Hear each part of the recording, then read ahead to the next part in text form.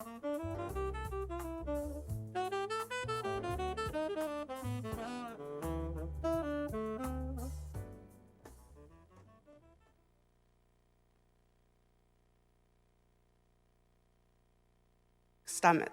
streaming live from Bell Harbor International Conference Center. My name is Linda Jones, and I'm the General Manager of Bell Harbor Conference Center and World Trade Center, Seattle. We appreciate this opportunity to provide Summit speakers and attendees a glimpse of Seattle's only waterfront conference center. Undeniably, it will be a little bit before we're all together in a meeting or event, and our dream of a grand reopening was put aside in today's concerns of health and safety. But like everybody, we had to pivot, and we're thrilled to be partnering with the Port of Seattle and several others to create a summit which will bring results and demonstrate what meetings can be in our current environment. We're thrilled to share this quick video of our newly refreshed space.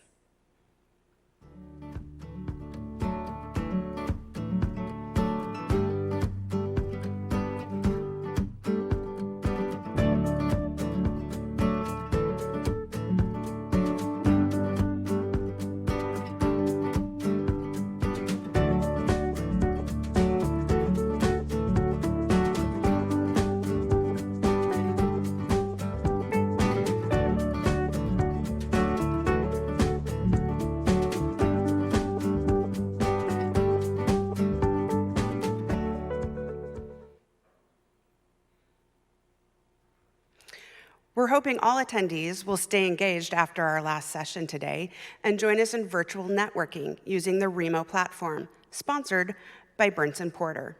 It's my pleasure to introduce Rebecca Young from Burns & Porter, a leader in our firm's hospitality practice group. Rebecca's role includes assisting hospitality businesses with their unique challenges, including seasonality, changes in the economy, and government regulations. In her 12 years with Burns & Porter, Rebecca has become an active member in both the Washington Hospitality Association and World Trade Center Seattle. Rebecca is a member of both the AICPA and Washington Society of Certified Accountants. Welcome, Rebecca.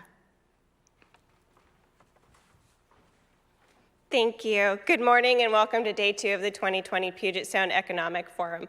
As mentioned, I'm Becky Young from Burns & Porter, your sponsor for the networking event. In just a moment, we'll get to today's lineup, but first, there's a couple of reminders, housekeeping items I wanted to mention. I encourage you to learn about Burns & Porter and our services from your event page. Click on sponsors and pull down the Burns & Porter logo page. We've designed a page for you with a lot of great information, helpful links, including our COVID-19 Resource Center and PPP loan forgiveness information. On this page, there's also a chat box where you can live chat with a member of a Burns & Porter team member. Finally, I wish to invite you to a 2-part webinar series we're having later this year in November, and a post-election update and investment overview. For information on these events, you can go to our webpage at www.bpcpa.com/events. Thank you, and back to the program.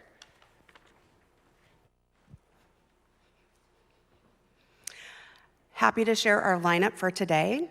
We'll hear from Vice Admiral Bono, who will provide a review of Washington State's response to COVID-19.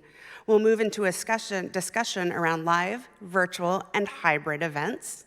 Next, we'll talk about the protocols needed for the pandemic and how to meet with confidence. Bob Bajan, Microsoft's Corporate Vice President of Global Events, will share about the digital transformation of events. And from Foster Garvey, Greg Duff. Greg's going to talk about the legal implications of COVID-19 and the potential legal liabilities planners should be aware of. And lastly, we'll wrap up our session with a fun and interactive presentation with Arden Kleiss of Kleiss Etiquette on the art of running efficient, effective, and inclusive meetings. A quick note of thanks to our sponsors, Port of Seattle, Como TV, Puget Sound Business Journal, BECU, WGU, Alabastro Photography, and Burns & Porter. Lastly, we'd like to thank our champions at the Port of Seattle, Dave McFadden and Melinda Miller, who have had the forethought and drive to see their renovation and summit across the finish line. It is now my distinct honor to introduce Port of Seattle Commissioner Sam Cho. Commissioner Cho was elected to office in 2019 and took his seat on the Port Commission in January of this year. Commissioner Cho has extensive experience with foreign affairs, trade, and is also an entrepreneur, founding his own international trading company headquartered here in Seattle. Promoting trade, working toward environmental sustainability, ensuring diversity and inclusion in the workplace, and bringing an end to human trafficking are some of Commissioner Cho's top priorities. Welcome to the summit, Commissioner.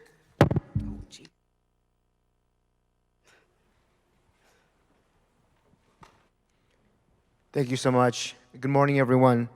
Thank you for joining us today. I am truly honored to welcome you to our day of focused meetings and events. I think it's especially fitting to welcome you here to the Bell Harbor International Conference Center. This is an incredible debut event for an incredible facility. I want to thank our partners at Columbia Hospitality for hosting this conference.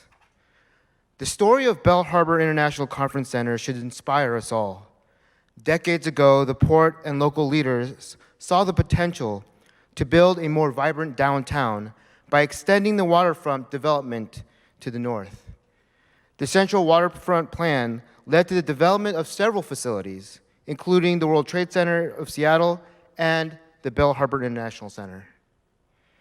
There are no other meeting facilities like this on Seattle's spectacular waterfront. In fact, there are very few facilities like this anywhere on the West Coast. We're thrilled to have such a unique venue as a partner. Partnerships mean more to us than ever before. I want you to know that we are doing everything we can as your partner to guarantee a safe travel experience and build consumer confidence in travel.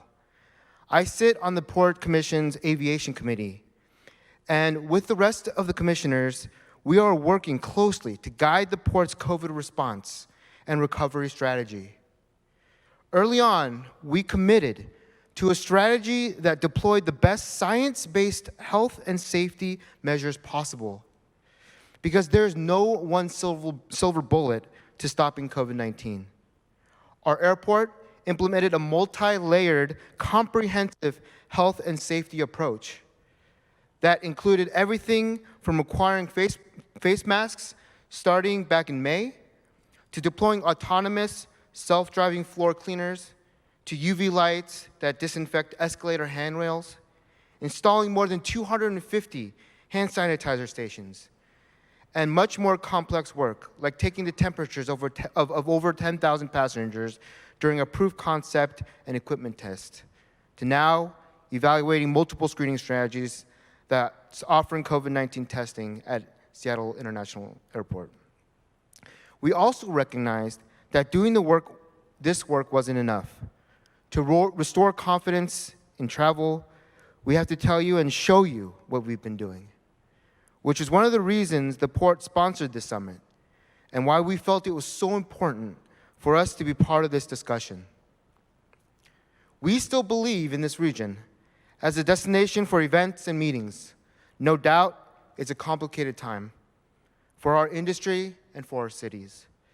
There's a lot of conflict and division and crisis on the news right now. And putting on meetings and events that truly bring people together can feel like an impossible challenge. But we're living through that challenge right now, and we're leading that challenge right now. I'm inspired by the vision that could come out of this crisis with an even stronger and better meeting and event industry. We can be more inclusive. Virtual events can reduce barriers like transportation and access. We can be more global. There's no reason your keynote speaker couldn't call in from Sydney, Australia, or Singapore. We can focus more on the reasons we need to gather. Before I introduce our next speaker, I want to share some thoughts. I've come to realize that there is a reason why when we have good news, we feel the need to share it with everyone. is not just because Facebook makes it easy, but because our experience is collectively enhanced when they are shared with one another. And that is why we need meetings and events to enhance each other's experiences, to learn from our different experiences, and to explore new ideas, and commit ourselves to an ideal of perpetual growth and learning. You have a big mission and agenda ahead. I truly look forward to the discussion, and I thank you again for being here. I would like to now introduce our next speaker. When I read our next speaker's bio, it became immediately obvious that she is among our best and brightest. Vice Admiral Dr. Raquel Bono was appointed by Governor Inslee to direct Washington State's COVID-19 response. Prior to her appointment, the Admiral served for nearly 30 years as a naval officer and has had a remarkable and diverse career. The Admiral is a board-certified trauma surgeon, a former CEO, director, acting commander, chief of staff. She served in Desert Storm, and the list of accomplishments goes on and on. She has also been the recipient of numerous awards, including the American College of Surgeons Inspiring Women in Surgery Award, the Federal IT Women in Leadership Lifetime Achievement Award, Modern Healthcare's 50 Most Influential Clinical Executive Leaders. We are so fortunate to have the Admiral here with us today, and I look forward to her remarks. Please join me in welcoming Vice Admiral Dr. Raquel Bono. Thank you, Commissioner. I really appreciate your comments, and I hope that my audio is projecting well. I know that my video or my slide should be there for your viewing. When Governor Inslee called me to join all of you in Washington State, it was one of those surreal opportunities and moments where I received a call on a Saturday morning. And by that Sunday evening, I had arrived in SeaTac in Seattle Airport and began my work.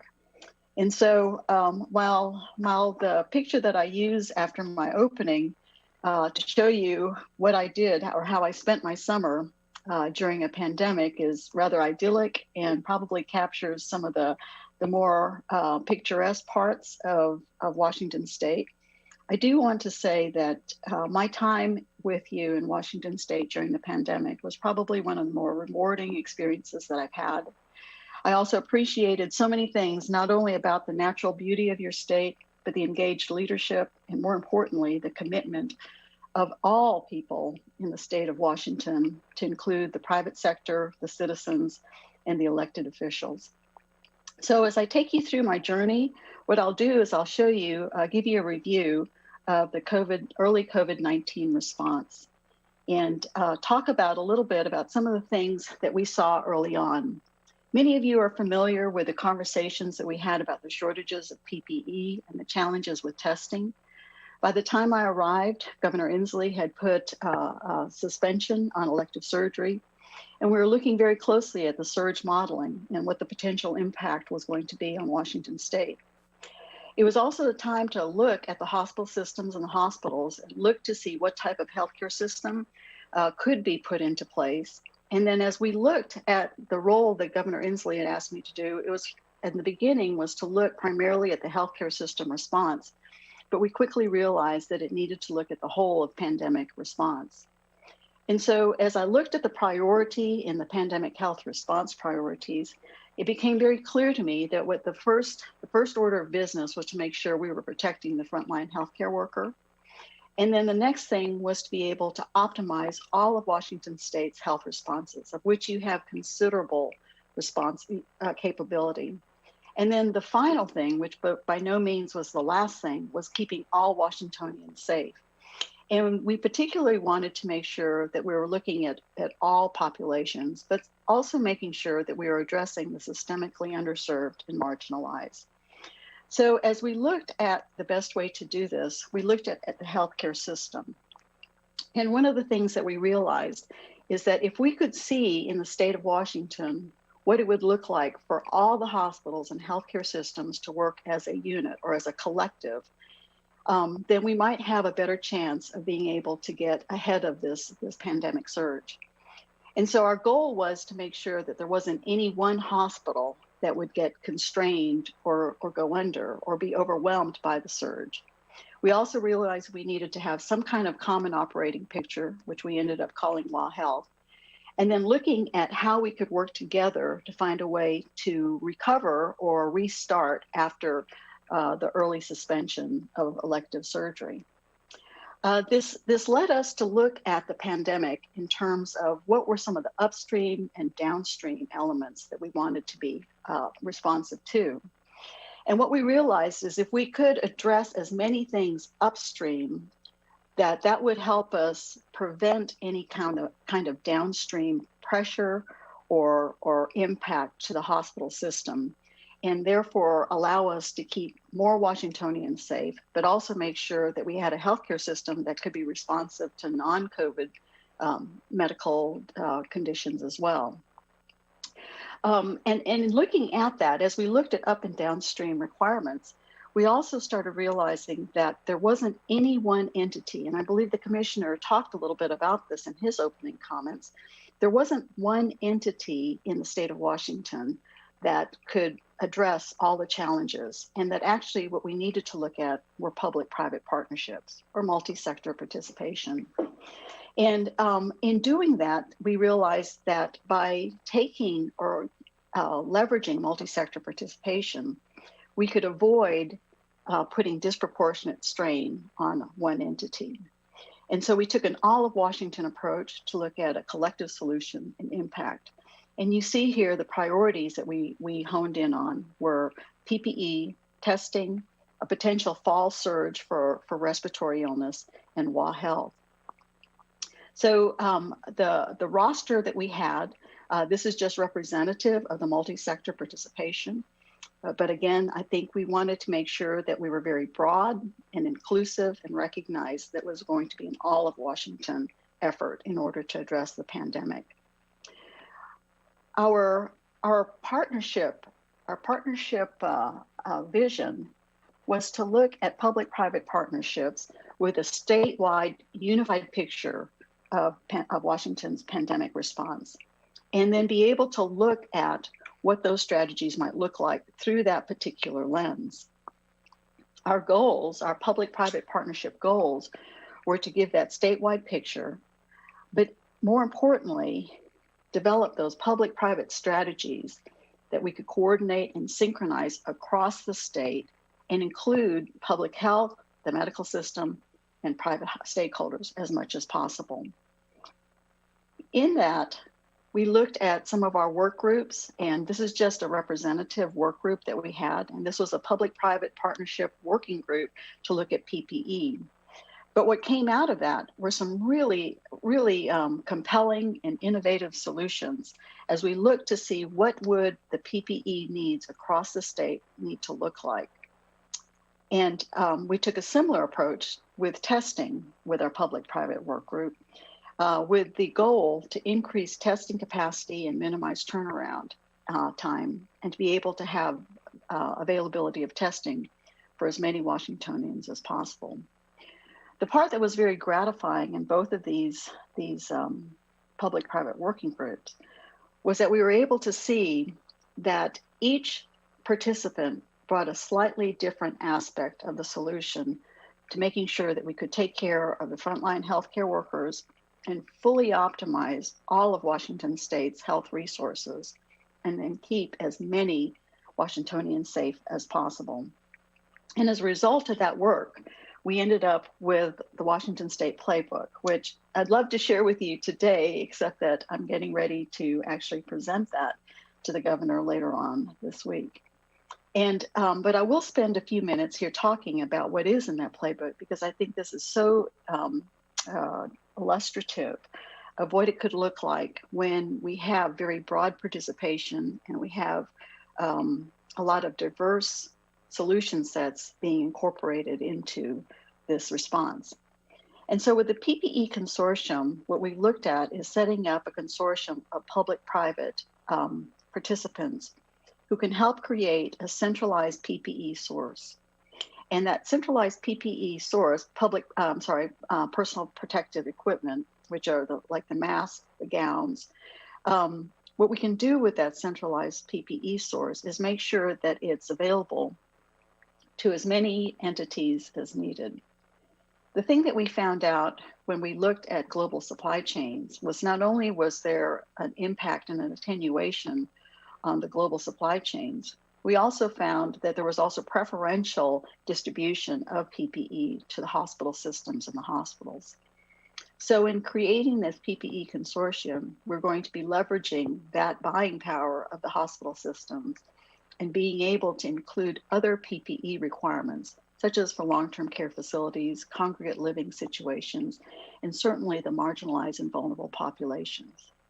And by doing this, it allows us then to position the state into more of a backstop role. And that is that the state supply of PPE won't necessarily need to be tapped unless the centralized PPE source somehow gets attenuated, or if the state has some direct responsibility to certain entities where they're able to provide the PPE.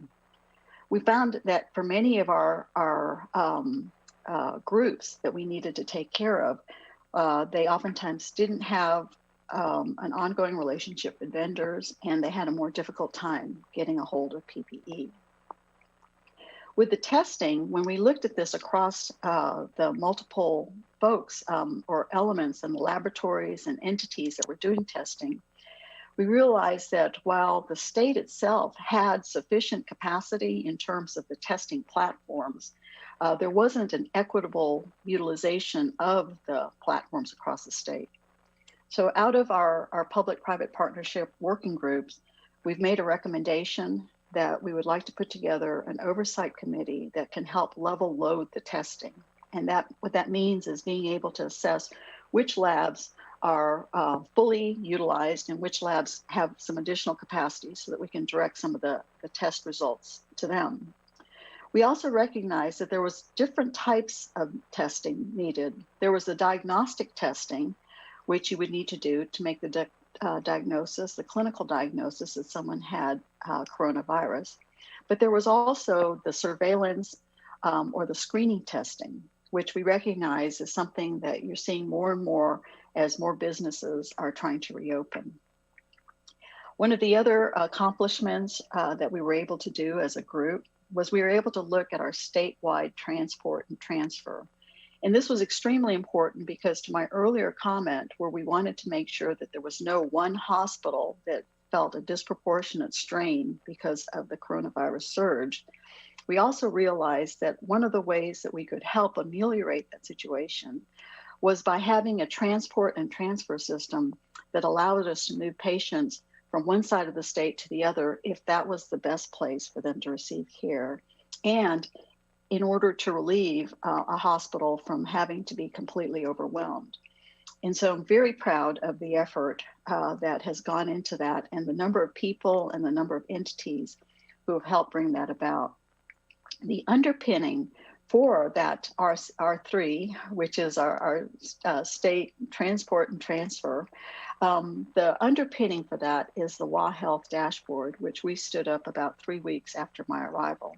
And that was working with Microsoft, in which we were finally able now to look across the state and see at a very high level the number of available beds across the state, the number of ICU beds, the number of ventilators, and more importantly, it started giving us visibility of how PPE supplies were being utilized and which of the hospitals were running or having a higher burn rate in PPE. And as an example of how that worked, we were able to see in earlier months when one of the hospitals was starting to get an increase in the number of their coronavirus COVID-19 admissions, and we could see that their burn rate was going up. And as a result of that, we could pre-position or allocate additional PPE to them so they could continue to take care of the patients. So these are some of the highlights that are going to be placed in the playbook. And as I mentioned, that's coming together now. And I'm looking forward to seeing how each of these public-private work groups and these consortiums and co-ops that we set up will continue to provide the support needed here in Washington State. And so I'll close by saying that I was deeply honored to have the opportunity to come to Washington State. When I received the call directly from Governor Inslee himself, I was taken right off the bat by his commitment to wanting to be able to take care of Washington. And in many of the travels that I was able to do with Governor Inslee across the state of Washington, not only did I come to appreciate just the magnificent beauty of your state, but I was also impressed by all of the collective and dedicated focus of the elected leadership in taking care of Washington and Washingtonians. But I was also gratified to see the high level of health and medical expertise that you already had organic and resident within the state. And so really my work was meant being able to work with a number of different involved leaders whose only focus was making sure that Washington State continued to thrive, even as we're moving forward and have to continue living with COVID-19 for a while longer. So congratulations to all of you. I was very excited to have this opportunity to be a part of your economic summit. I think the commissioner's comments before my talk are spot on. And I'm really glad that you're able to have the summit and, more importantly, engage with each other and share some of the best practices and lessons learned. Thank you very much for this opportunity. And I continue to think that Washington State will lead the rest of the country in how well to live with COVID-19. Thank you. Thank you, Admiral Bono. We really sincerely appreciate your efforts for our state. You're acting with urgency and precision and really having a long-term vision for us. So thank you so much. It's now my pleasure to introduce Emily Cantrell. Oh,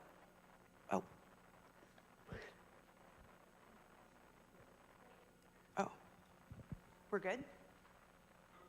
Okay.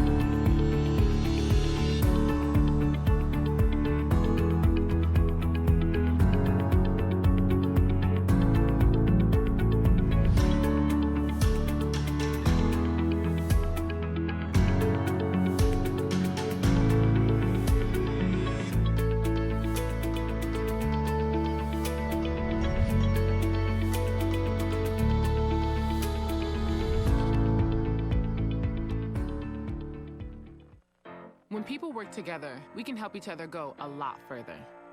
That's why over 1 million of us are members of BECU. So that we can give each other things like fair rates on products, fewer fees, and smarter digital tools to help us reach our goals. That's the power of putting people and their financial well-being above everything else. It's not just a more human way to do things. We believe it's the right way. So join us. BECU, more than just money.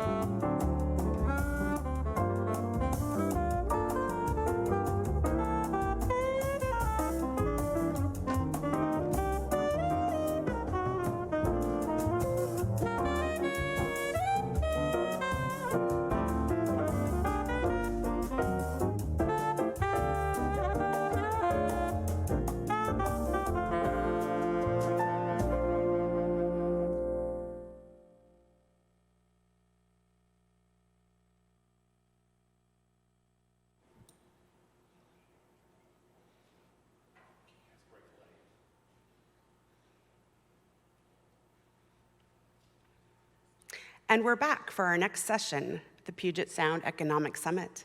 Today, this panel will be led by Emily Cantrell, the Director of World Trade Center Seattle. Emily.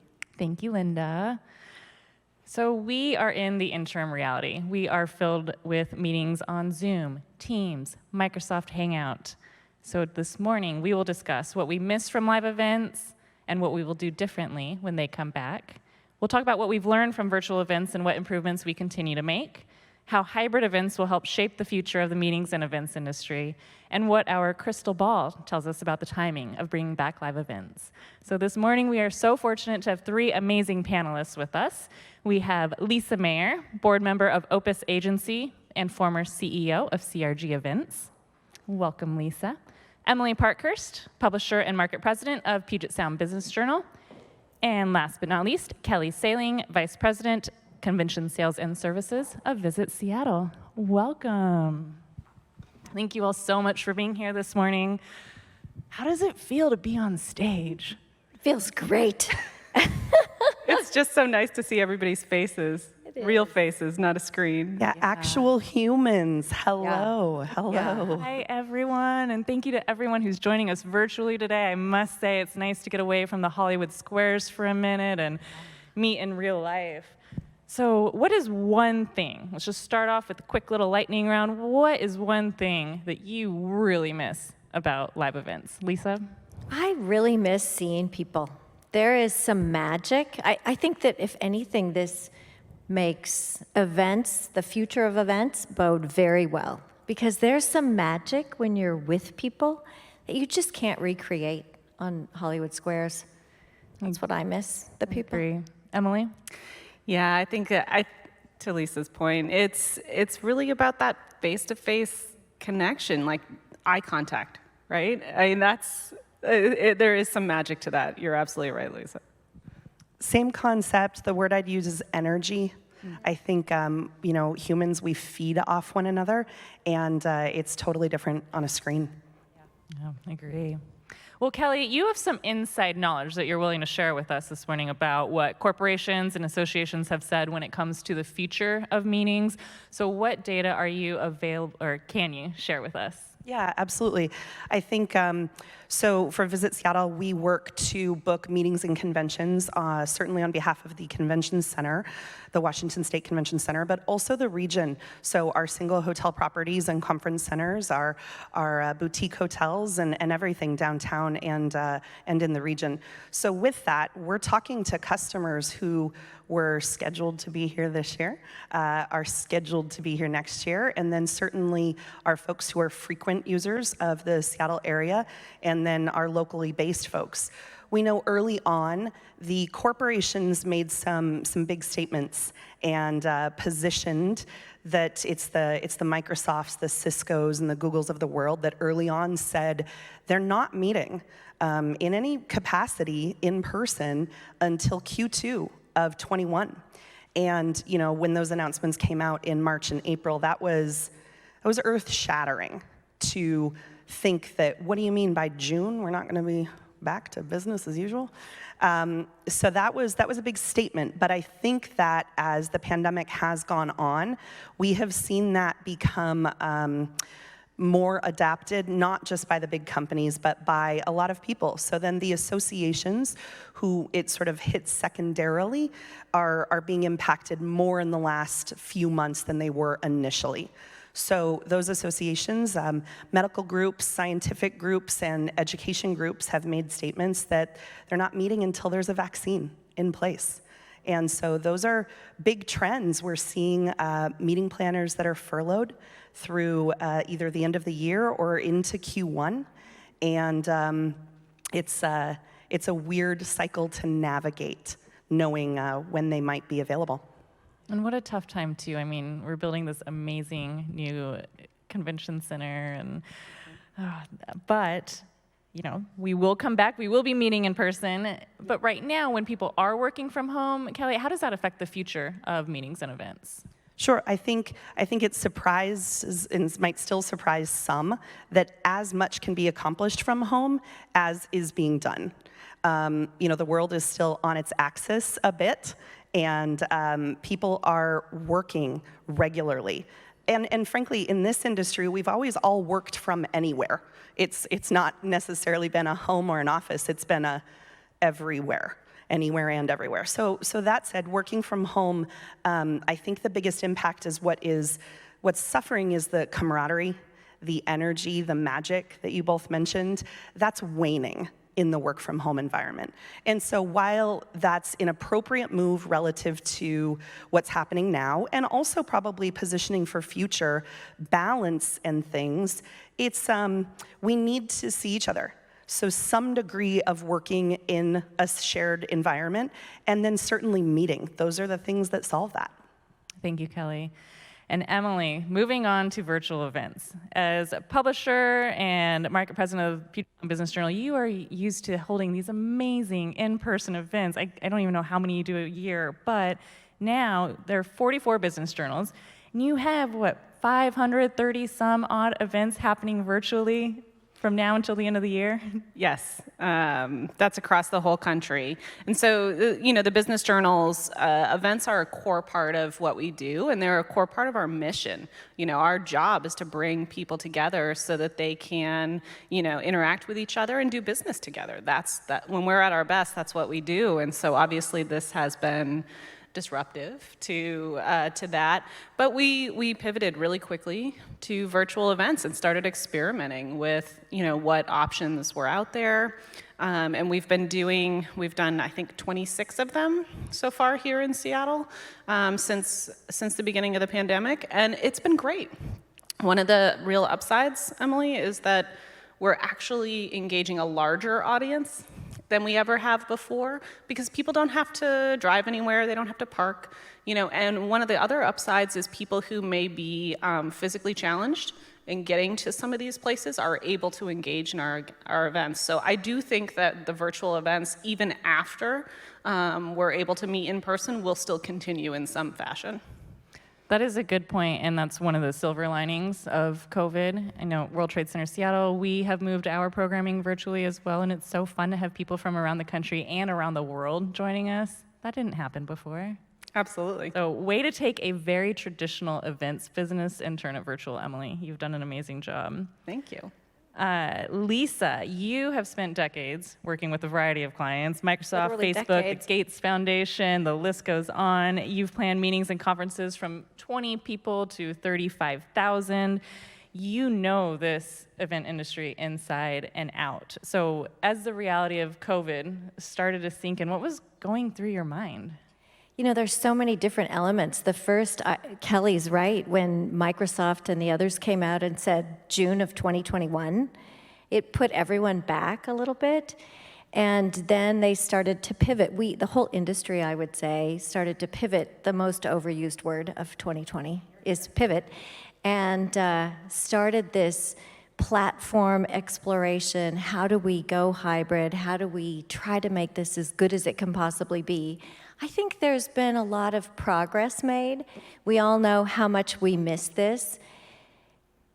But part of it, too, is the event planners. Kelly alluded to the people who've been furloughed and how you maintain the culture of these event companies, big to small, so that they can continue to engage.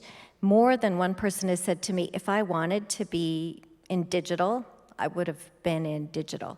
So the live events industry, it will come back, but how we keep people engaged and innovating and collaborating when they're always on Zoom meetings for 14 hours a day, it's a little bit intense. And the industry is succeeding, I think, right now. Thank you, Lisa. So talking about meeting virtually, Emily, can you talk about the different platforms that you've used? I know you've tested a few of them out. What's working best for you? What features would you like to see added in? Sure. I think right now there's a lot of people who are experimenting with a lot of different platforms and trying to figure out what's going to work best. And I wouldn't say that there's a a perfect solution out there yet that I've seen, but we've used GoToWebinar for a lot of our events that are really content driven, where there's a lot of information and a certain number of panelists. The challenge that we've had is with our awards programs, and how do you take those and actually make people feel celebrated and give them the opportunity to interact with each other. So we've used Zoom for a Zoom webinar and Zoom meeting for a lot of our awards programs. We've been doing a lot of VIP kind of events where they're before or after the public-facing events so that people can interact with each other, because that's really important. That's a big part of why we do these things. And so we've tried to do breakout rooms in the Zoom meetings and get people to interact. You participated in one yesterday, Emily. Emily was one of our 40 Under 40 award winners this year. And so those have been really wonderful to see, that even in this kind of weird interim reality that we're in, that people can still really interact with each other and get to know each other. And even though there's definitely some Zoom fatigue, if you are respectful of people's time and make sure that there's limits set on the amount of time that you're spending in these Zoom meetings, it can be really fulfilling. And then, Emily, I know you have tried Remo. Kelly or Lisa, have either of you tried Remo?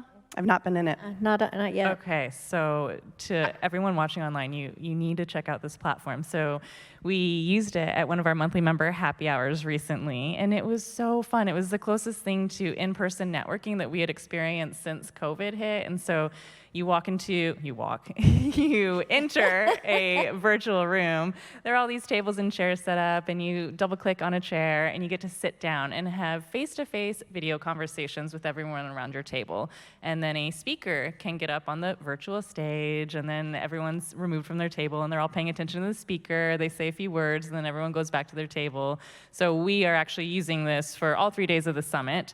We have networking from 1 to 3 p.m. Highly recommend that everyone tries it out. But Emily, since then, I know you've said that you've used it. So can you tell us about your Remo experiences?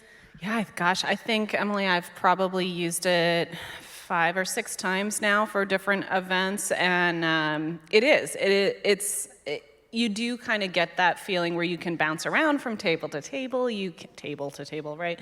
You can talk to people, you can interact with people, and it's small groups. And I think that's what we've all been kind of missing, right? Is that small group interaction where you're able to sit at a table together and meet new people.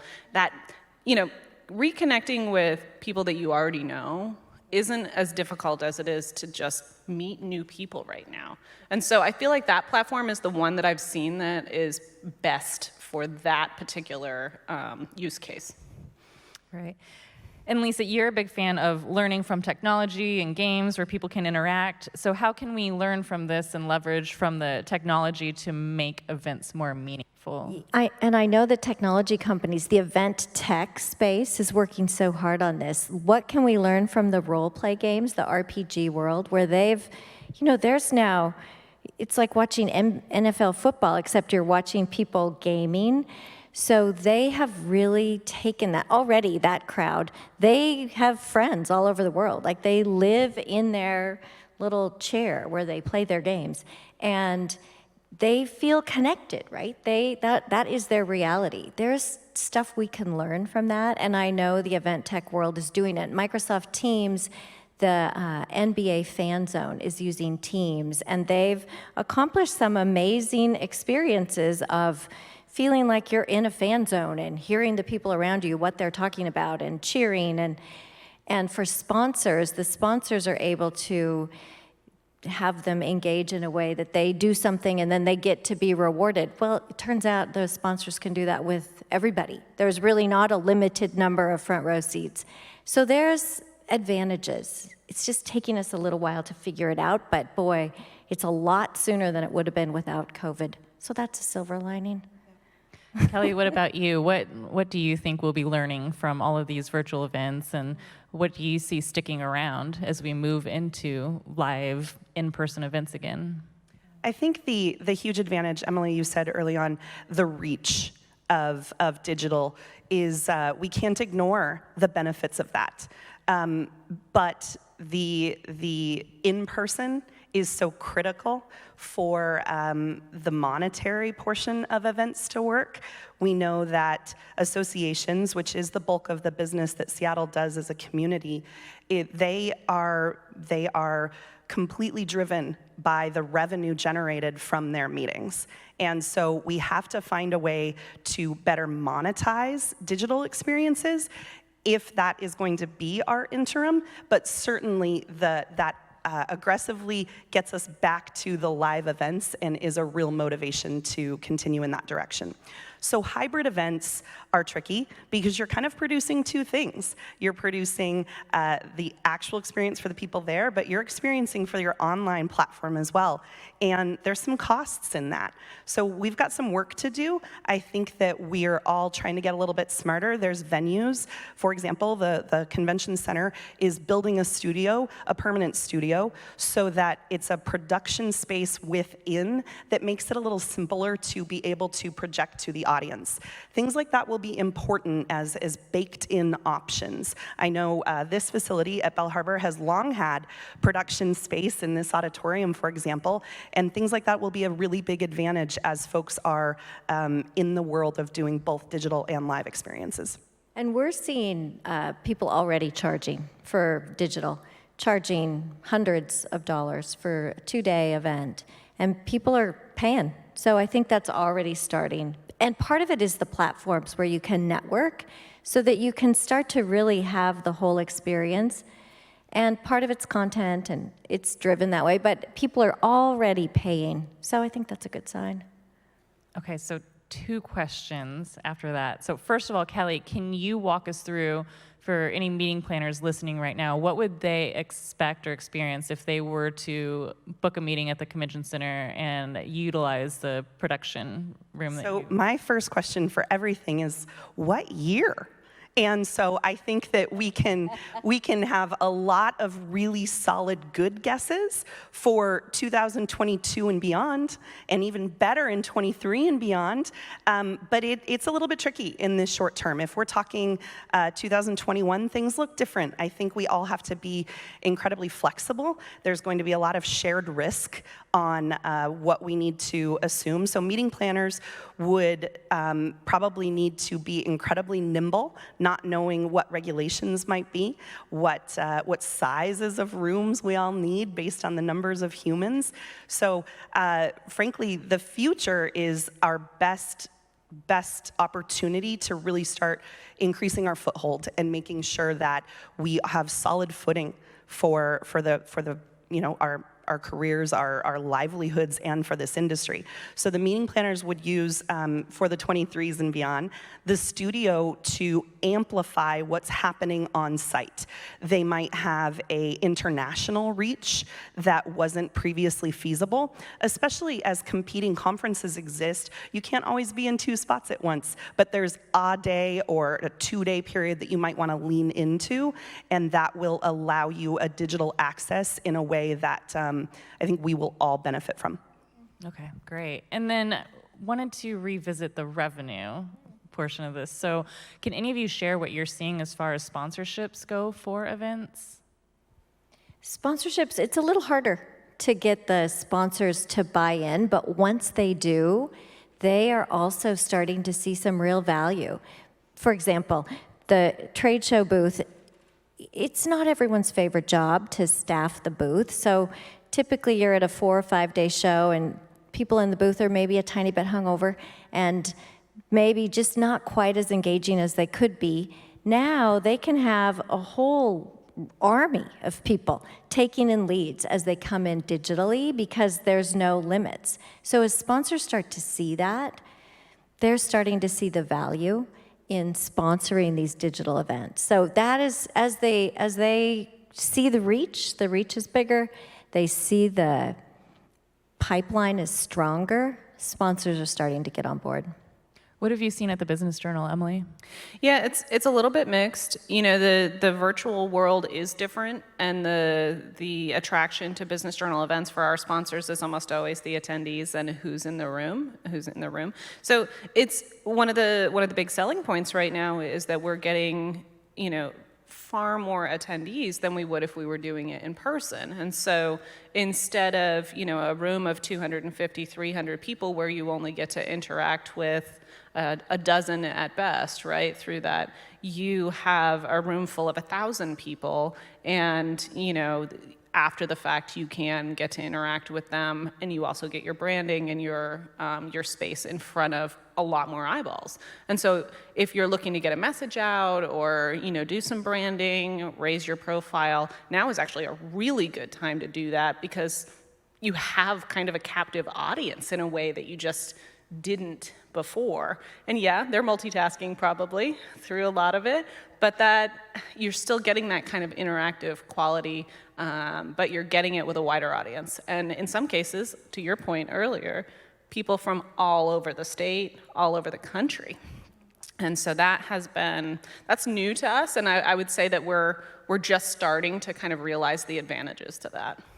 I would add that it's incumbent upon, which is why it's so critical to have a great platform, and then also the event hosts to ensure that the sponsors' needs are met. Because oftentimes, it's not okay to sort of just show your logo and call that engagement. And if that's your idea of a digital event, that's not an advantage to most sponsors and to stakeholders that way. So it really is incumbent to find a way to engage. And oftentimes, the engagement is to interact with the humans. So if you can kind of peel off into a breakout room and create a chat feature that isn't just a sort of a typing chat, but rather an interactive, see your face and say hello, we're a relationship business. And to get away from that would not be true to our central core. So we have to ensure that that part is preserved. Yeah. Do you have a favorite platform, by the way? In my head, and so I'm a little bit wanting bits and pieces. And to Lisa's point, the evolution is dramatic on what's happened, and also the skills of all of us users has been sharpened tremendously. We have to figure it out. We're our own tech support. Well, and one more benefit, I think, could be that we're now all more accustomed to watching the webinars after, right? So people know that they can go back and watch whatever has happened. They can go back later on their own time, and that is significant increased reach for sponsors because the messaging is still out there for a longer time. Lisa, I would totally agree and say I think one of my favorite things that might come out of this is that the rigidity of events is up for renewed. Softened. It's a little softened. That's right. And to consume it in your own time we're sort of the only industry that's not allowed that. Retail went online so you can shop anytime you wish, as an example. And we've not allowed content to be consumed in your own time, and that's been ripe for change. That's a really good point that I had never thought of. So let's talk about hybrid events. Lisa, when do you see these really picking up? Hybrid meaning there's people out there sitting in the seats pretty soon. And can you tell us more, for anyone who's not familiar with a hybrid event, can you talk about what it is and the perks of having one? Yeah, so hybrid means we're doing both. And so there's a lot of different aspects that are going to have to be dealt with. Number one, getting people in the room. So all the safety, health and safety, that people are making progress. I was talking with Brian Flaherty just this morning, talking about the work that the industry is doing with the health departments across the country to figure out how we can convey health and safety and care for people in the room. That will happen pretty soon because people are hungry for it, and as schools start to go back to school and sporting events, you watch the Tour de France every morning at 3:30, there are people lined up, they're all wearing masks. That will start to come back. So we'll figure out how to get people in the room. But then how do you combine, right? How do you make the people who are online still feel like they're part of this? That's the development and the evolution of the platforms, to Kelly's point. It's really happening. And we'll continue to figure that out. But it's a lot of collaboration right now. And then the other piece is the digital world costs money. And to do it well, there's an investment there. So as event owners, Miss Emily is a perfect example. How do you rationalize the increased reach, the increased ROI around digital and in person, and how do you make sense of that? That's our work right now, the ROI. So do any of you have any tips, advice, suggestions for anyone exploring hybrid events right now, or even looking to put on, 100% virtual events? I think that we do need to cater to people's comfort level, and we need to remember that it's not just about what's happening in our region. It's not just about what our allowances are. Certainly, we're under pretty significant restrictions right now. Some of the most in the country, with 5 people that can convene in a room. Certainly, we're hopeful that that moves the needle forward, and I think we're all working on that diligently. That said, it's incumbent upon us to remember that it's not just about our rules and what's happening, but rather the organizations that have said that they won't support someone to travel, the higher education institutions that don't have the funding and therefore the bandwidth to participate. So sometimes it's not about what we want or the advancement of what we wish to happen, but rather if we want to keep those, we need to play the long game. If we want to keep those people as part of who our customer reaches long term, we've got to find a way to include them in the short term. And so if you proceed with an event, consider that without doing at least a virtual component of it, you're missing out on the folks who might not have a choice to be there. Yeah, and I think one of the points there is also, you want to keep people safe.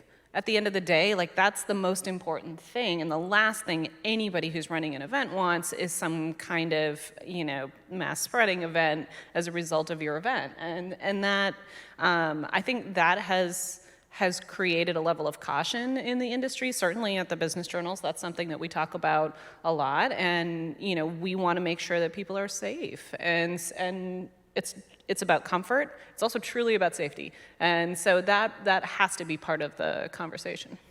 And I would say for people who are really starting to think about this, it does get back to the basics. What's the purpose and the goal of your event, and what attendee experience are you trying to foster? And how important, you just make the decisions. It's just like all event decisions, right? Weighing the risks and the rewards of, in this case now, in person versus not in person. How do you manage that? For the people who are, the hard part is going to be 20 and 2021, right? Those are the tough years as you kind of figure out what makes sense for this audience versus this audience, and this attendee versus this attendee. And all of that will be one-off decisions for a while. But if you start with what's the goal, what's the attendee experience, you can figure it out. Lisa, you mentioned a minute ago, this hybrid event and the cost associated with doing a digital event, and then the cost associated with doing an in-person event. If you have both, I'm interested from your perspective how you see that playing out. Yeah, I think that's going to be a tough one. Because I think if you do both, and probably it will end up being a partnership, as I think about venues for so long were in the enviable position of it being kind of a seller's market. That's maybe going to shift a little and be a partnership. So I think as venues come together with event owners, there's going to be some opportunities there to partner, to figure out how do we leverage these costs. Just in the short term, how do we leverage them and share the costs so that we can start to get people back to work?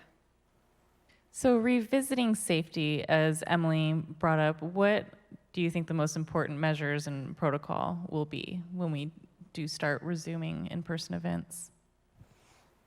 Is that directed at me? All of you. Go ahead, Lisa. I think masks. I think masks all the time.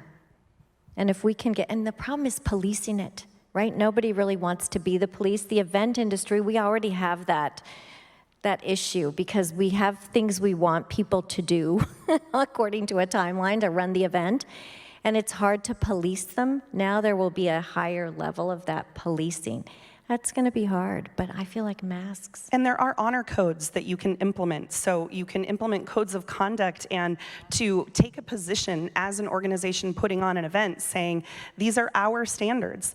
And I think that's going to be incredibly important because county, city, state standards vary. And if you are an attendee going to places, it's difficult to keep track of what's okay maybe here and not there. So the event that you're attending, taking a position and really clearly communicating that is going to be critical. So masks, certainly, I think we have to trust the science, and that's what the science says.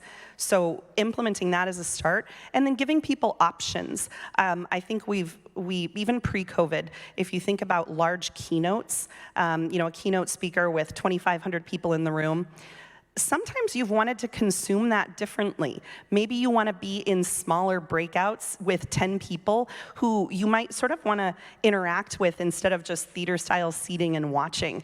And those options, I think, will come out of necessity, but also develop into something that allows people the flexibility to participate in a different way. Kelly, am I making this up, or does Visit Seattle have an honor code? Sure. We do, but also I would say if you're putting on the event, so if it was Visit Seattle that was putting on an event, we would want an event-specific code of conduct, or I'm using honor code, but something to get the attendees on the same page and at least create initial buy-off that I, attendee agree to do X, Y, and Z. And none of us want to be in the position. We read the stories about, sort of fights breaking out at Trader Joe's over a mask, and I can't even get my head around it. But I think we at least address it with people committing on the front end. And if they don't commit, then they're not maybe right for that meeting at that time. Well, you look at what the airlines have done. I feel like, events business can take a cue from the airlines. They were very clear about what the expectations were, and there are consequences if you fail to, to align with what they've required. Delta will turn this plane around. They will, so yeah. I mean, I think that's the only way. If people don't feel like the organizers are going to have a standard and stick to that standard, how can they attend? So no, and we all have code of conducts already, right? Every event has a code of conduct. It'll just be added to it. And real quickly, note to anyone watching, I'm sure our chat moderator has already said this, but if you have any questions for the panelists, please go ahead and enter them into the chat, and they will be happy to answer them. So when events resume, will people attend? Who do you think will be the first to attend? I think there's demand. I think there's a lot of demand. What we're seeing in the business community in particular is, I think we talked about this a little bit briefly, but it's easier to interact with people you already know, but in business, that's not sufficient. You have got to grow your business, you've got to meet new people, and there's new people coming into new jobs right now, coming into the market. There's gonna be pent-up demand for those in-person interactions that you can't replicate. Some things can be replicated virtually, but that kind of initial relationship building just can't. And so I do think as soon as people feel safe, and that timeline is squishy, and I think also a little bit personal depending on the person, but yeah, I think people meet in person, and there may be fewer handshakes and more elbow bumps, but ultimately, yeah, I think there's real demand there. Do you think handshakes will ever come back? They better. I think it's weird. I'm still wanting to sort of say hello in the traditional way. And I think also that depends on your personal level of comfort, and it always has. We've seen even some development pre-COVID of name badges that sort of give signals to those on what you wish to be addressed as, how you wish to be greeted, and certainly those are ways to address things in a pandemic as well. And as simple as sort of like TSA color coding, red means I'm a bubble person. I'm not interested in you breaching my space here. And green is like I'm a hugger, So and it's somewhere in there, and everybody determines where they lie in there. I like that visual cue. That's a great idea, Kelly. And isn't that great, right? I mean, I feel like we'll come out of COVID with so many more options for how we interact. It's kind of a win, actually, because who wants to be shaking hands in the flu season? Nobody. That's true. I do miss hugs, though, I miss hugs. especially in our industry. I would definitely be green. You're a hugger. Yeah. So, Kelly, wanting to revisit meeting planners. So earlier you mentioned the meeting planners who are furloughed, through the end of the year. Does that create any sort of risk for the industry?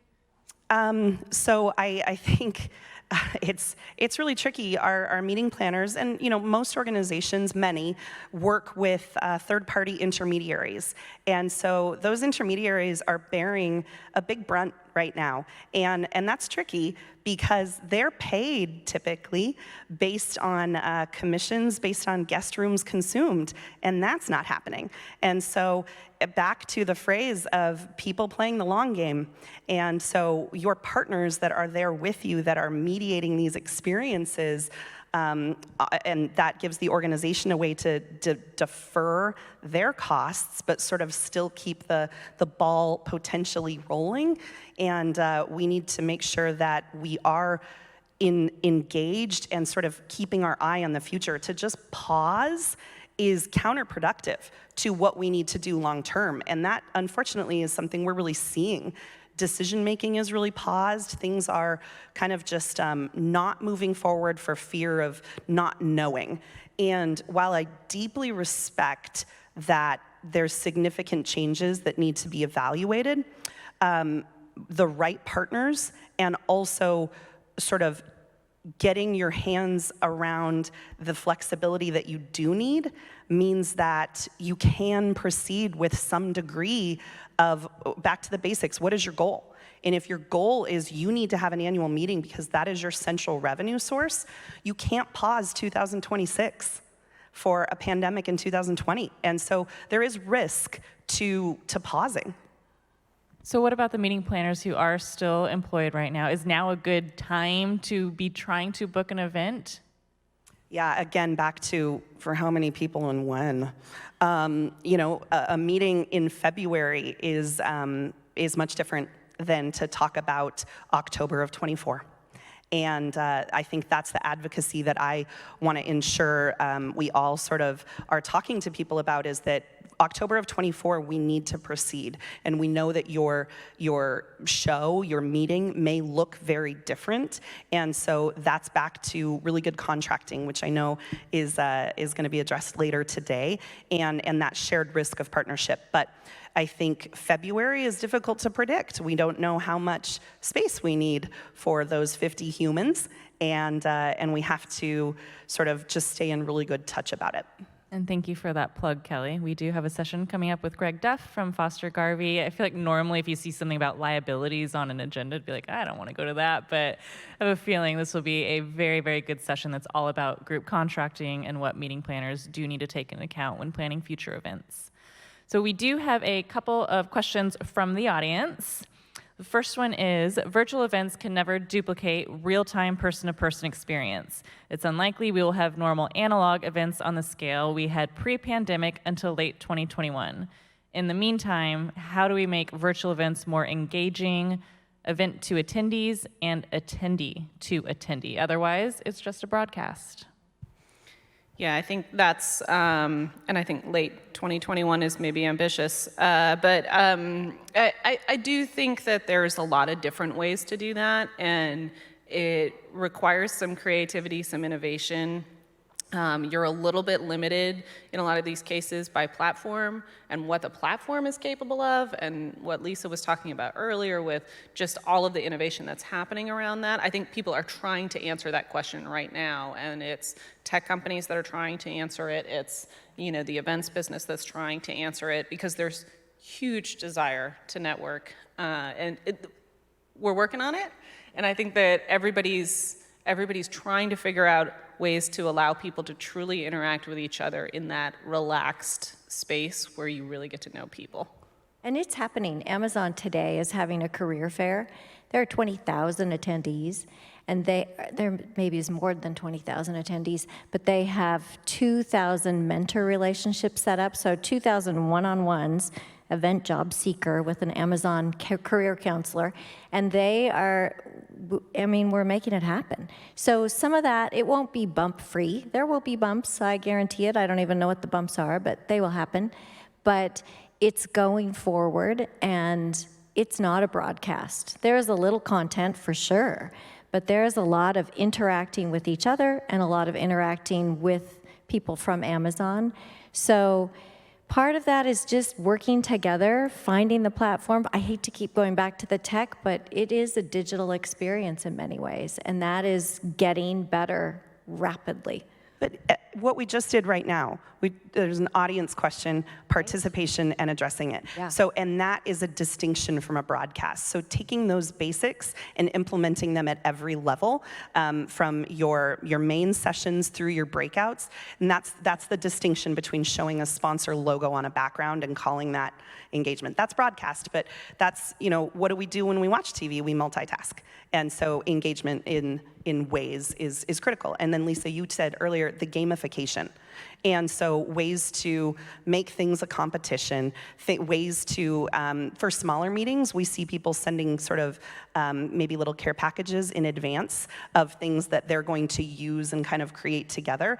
But there's a little bit more experience and shared at the same time what's happening when you can all build your little widget at the same time.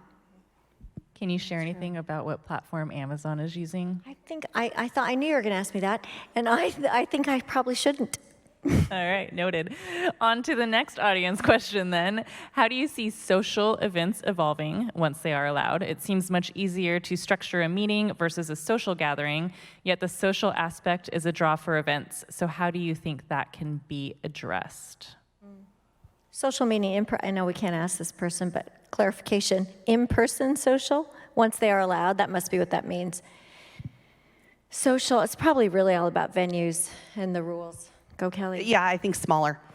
Instead of having the big networking night, that night exists, but I'm making this up, instead of 1,500 attendees in one spot doing one thing, you've got 20 spaces where then different amounts and smaller amounts can engage in that way.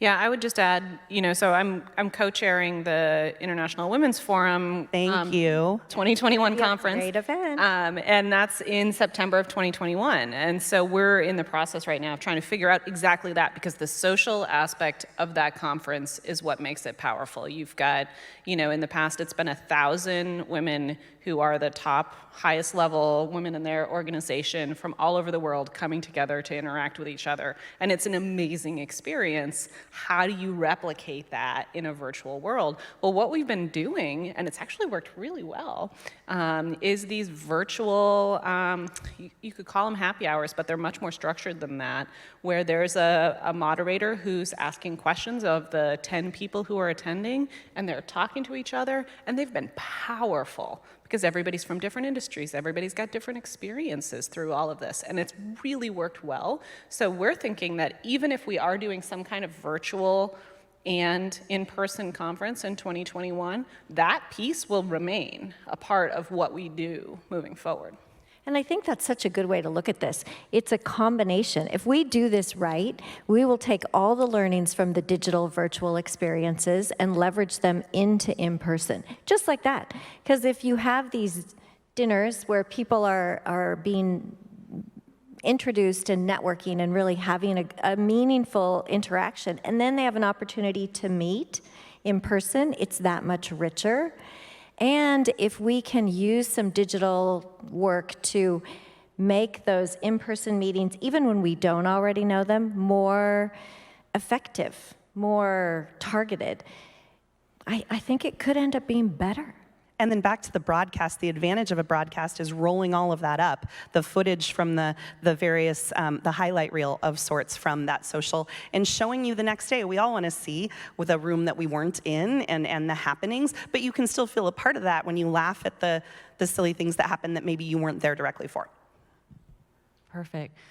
So unless we get more audience questions, I just have a couple more for you, and then we can respect everyone's time and the online platform fatigue, and we can let everyone go a few minutes early. Before that, is there anything we haven't discussed that you are hoping to today?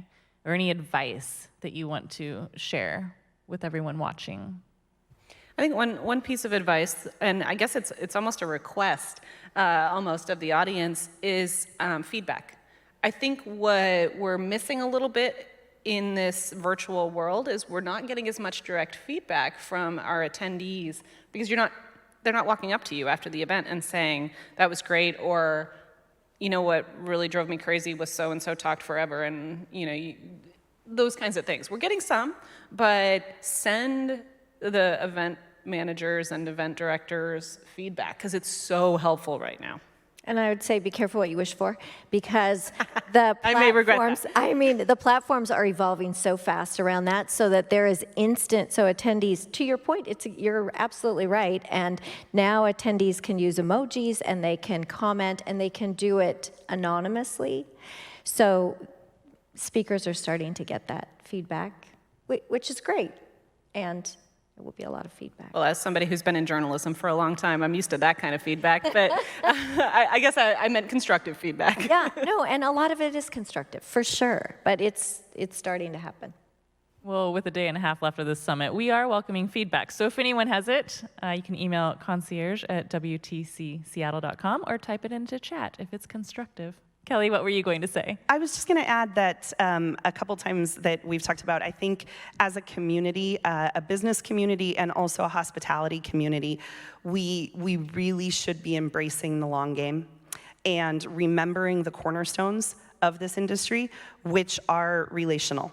And so while it's been really a tough time to navigate, and so I completely I'm in it. I empathize with the need to make decisions that sound good today. We need to remember that this is an interim reality. This is not what will happen long term. And our customers, welcoming our customers back to this city, to this region, is critical for economic success, but for our industry and all of the industries that supports. So playing the long game and remembering that we need to make decisions that don't just sound good today. We've got to see the forest through the trees a little bit that way. So wrapping this up, take out your crystal ball. Favorite question to ask. When do you see the first big live event happening? So let's define live event as hundreds of people in the same room. Hundreds or thousands? Hundreds. I think hundreds by July. What about thousands? Thousands. I mean, I think in Vegas or any of the big city, Orlando, the big giant convention towns, they'll figure it out. There will be thousands next year. Emily, hundreds, then thousands. Next year, huh? I hope you're right. End of the year. Okay, I'm like July, hundreds, Q3, thousands. Q3? Okay, good. I'm doing my Q3 planning right now. Yeah, I think that's, I'm not quite that optimistic, but I do think by the end of next year, we'll be starting to see the much larger events start to happen, and maybe they will be broken up. So yeah, you might have this room, you might have this room, and you might have this room. They're all attending the same event. They're all seeing the same speaker. They're just in different spaces. Well, and I think that will happen globally. I think there's going to be a whole new world for venues, for the Marriotts of the world to negotiate. You want 100 people in a room in every single one of our hotels around the world, and then you're still linked together having your event. I mean, that will be kind of cool. And that'll start to happen. That's the concept, Lisa, that PCMA, the Professional Convention Management Association, is doing for their annual in January, which is sort of a hope and a spoke and hub concept, where it's live. They'll be broadcasting from various areas, but it's happening everywhere. And I think you said something really key, Lisa, about, the question is hundreds and thousands, and my question is where? Because I think Seattle will be different than some other places nationally. We have a different climate and a different sort of policy-based than some others. There's events that are happening now that are hundreds and some that are even happening in the thousands. That said, if you look into it closely, it's all about the staggering, and that's what Emily's mentioning. So it's not thousands of people at one time doing one thing. The event might report thousands of people attended, but that's over a series of days. That's for 45 minutes at a time, and then a new crew. And so we're not as behind that way as the optics might look from some of the headlines, but it's going to be a while. And then finally, your favorite silver lining of COVID, something positive to end on. I think my favorite silver lining is at CRG in the events industry. A long time ago, we went to flexible remote working, right? I always used to say, I'm never there at 3 in the morning to tell people to go home. Who am I to stand at the door and say you're not here at 8, so you're in trouble? And the rest of the world didn't really seem to be there. And I think that is a big silver lining, that employees across all industries, if you don't have to be on site, if it's not manufacturing or something, but if you're a knowledge worker, there will be more respect and more flexibility for employee choice. Emily? From an events perspective, I think one of the major silver linings for us is the audience. That we're able to reach people that we hadn't been able to with our events before. And that is really special, and I think it also sets us up really well for the next couple of years to have that new audience that we're engaging. And Kelly?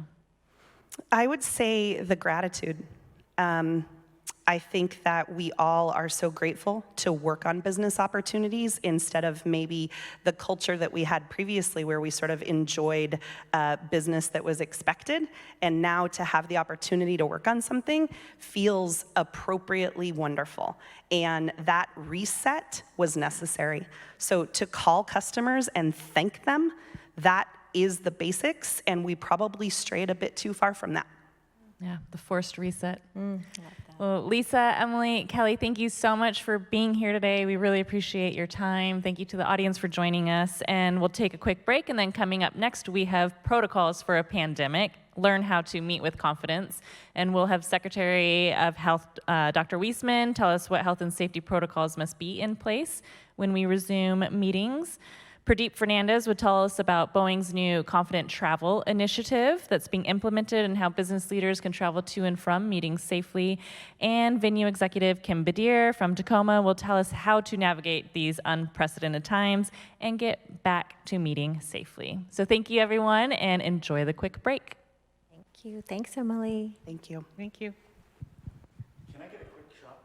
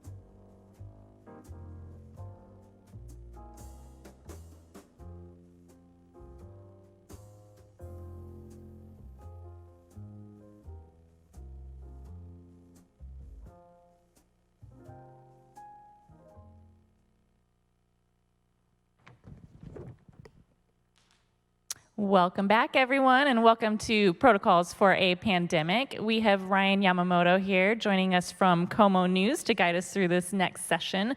Ryan is a two-time Emmy Award reporter who joined Como's news team in June of 2016. Ryan is originally from the San Francisco Bay Area. We will not get into his favorite sports teams. He spent 16 years in San Francisco as an anchor, reporter, and sports anchor, but lucky for us, Ryan, Seattle is now your home. So. Yes, Seattle is my home. I will admit I am a Raiders fan, so I will see the Seahawks in the Super Bowl, but I have adopted the Mariners now. Okay, that's And good. I'm also a Seattle Kraken fan once they open up the NHL season in 2021. Todd's joining us tomorrow for a session. He'll be happy to hear that. I'll get off stage and let you do your thing now. All right, thank you Welcome. very much, Emily. Thank you. Protocols for a Pandemic, Meeting with Confidence. That is our subject for this panel today. As we all know, the pandemic shut down, leaving cities and communities that would normally hold in-person events and meetings, including conventions. We're pretty much in limbo right now. The travel industry also taking a hit as people remain at home, unsure if it's safe to fly for business to these events and meetings. But today we are looking forward. What is next? What is being done now? And what are the new health and safety protocols, and how are cities and the travel industry preparing for what we will look like and what that new normal will look like, so we can once again come together in the near future and get off our Zoom chats and all of our virtual panels. So we do want to mention too, if you're watching online, please submit a question in the chat function as we're moving ahead. We'll try to incorporate some of your questions to our panelists. And with that note, I'd like to introduce our panelists. So we want to thank everyone for joining us. So Kim Badir, Director of Venues and Events from the city of Tacoma. She will talk about what the state of Washington is doing. She is joining us virtually. Also joining me here on stage, Pradeep Fernandez, Managing Director of Strategy for the Confident Travel Initiative for the Boeing Company. And also joining us virtually online, Dr. John Weisman, Secretary of Health, Washington State Department of Health. And so we will begin, just kind of jump right into everything right now. So I'm going to start with a very quick question. Since we're in the middle of this pandemic, and I've heard this question asked a couple of times, but what is something positive? What is a silver lining to come out of this pandemic? And I'll begin that question with Kim. Oh, well, thank you, and good morning, everyone. Silver linings, there's a lot of them. I really have two that I'd like to share. One is a personal one. Until the air quality went down a little bit this last week, we had finally learned how to camp in the great outdoors. Previous to this pandemic, my definition of camping was when room service was closed in the hotel. So I now have a tent and a camp stove, and I've just been able to thoroughly enjoy everything the Pacific Northwest has to offer, which is fabulous. Should have done it a long time ago. But perhaps more importantly, from a professional point of view, our industry, the meeting and venues industry, has always been competitive. We're always challenging each other for business. And we've considered ourselves friendly competitors, but if anything, now we're even more collaborative. We know we're all in this together. We know we have to agree on protocols that we'll be talking about today to make sure that we can instill public confidence as they go from venue to venue. We want them to be presented with a consistent level of comfort and confidence in returning to meetings. And I agree with you, Kim. Camping has been a lifesaver through this summer to be able to get outdoors. John, I ask you the same question. Well, good morning, everyone. And similarly, on a personal note, I would say it was realizing that I could use things like Zoom to connect with friends across the world. We have some friends in Australia who, we occasionally email with or whatever, but now we've actually had happy hours while we're here on Friday, and our friends in Australia are having breakfast or brunch on Saturday. So it's been great to connect with people and realize that, hey, I can incorporate this technology into my personal life as well. So that's been great. And on a professional side, I think it's been the awareness raising, obviously, of the public and others about public health and the various functions it has, and just both what's working really well and where is it we need to shore things up. So those would be my two. What about you, Pradeep? Yeah, thank you. Thanks, Ryan. I'll go with the personal one. Lots of family time, right? Spending time with my wife, my daughter, and my pets. It's been a massive silver lining. And secondly, on a professional side, I think we are all learning that we can do a lot more work from home, and we don't have to be in the office. So it's a work-life balance. It's also positive, especially if you're a knowledge worker, such as strategy or marketing. You can do a lot of that from home. And so I think that will be one other benefit. And then finally, as John mentioned, awareness and being prepared for the next pandemic. So we are now aware there will be more pandemics, and we need to be all prepared personally and from a professional perspective to get ready for it. So just a planning aspect of it. Yeah, definitely. I agree with you as far as on the personal level for myself. It's also been family time. Normally, I would travel back to California to see my parents maybe once or twice a year. I'm now talking to them every week, and my parents even learned how to FaceTime. They didn't know how to do it, but they finally learned. So I talk to my mom and dad every week, and it's been wonderful to reconnect with them. Even though it's virtual, I do miss them in person, but at least we do have that virtual connection. So let's go ahead and jump into our topic of discussion happening today. And so we're going to start with Dr. John Weissman. So, Doctor, what is the state of Washington right now when it comes to the coronavirus pandemic, and are we trending in the right direction? Well, first of all, let me thank everybody for the work you all are doing. I know this has been challenging times, and I never thought I would find myself as a public health professional needing to make some of the kind of decisions we are that so directly impact the economy in such a large way. So I just want to thank everybody for what you're doing and your patience and your perseverance as we're all trying to figure out the best path forward. So the good news is right now, Washington is trending in the right way and in the right direction. I will say, though, that we just in the last 2 days passed the mark of 80,000 Washingtonians who have been diagnosed with COVID during this time. And again, we were the first in the country to have a first case. So that's a major milestone. We've had over 7,000 hospitalizations, and we also passed the 2,000 mark of deaths a day or two ago. So this is very serious, and it's ongoing. Most of you know and remember that we had a sort of uptick in the spring of cases. We were seeing about 373 cases a day at the peak there. We were able to get past that, but we never got down to this really low number before we started trending upwards again in June, and actually reached a high of 784 cases being reported each day in July. That's come back down now to 406 cases, but note that that's still higher than what it was in the spring when I said the peak was 373 cases a day.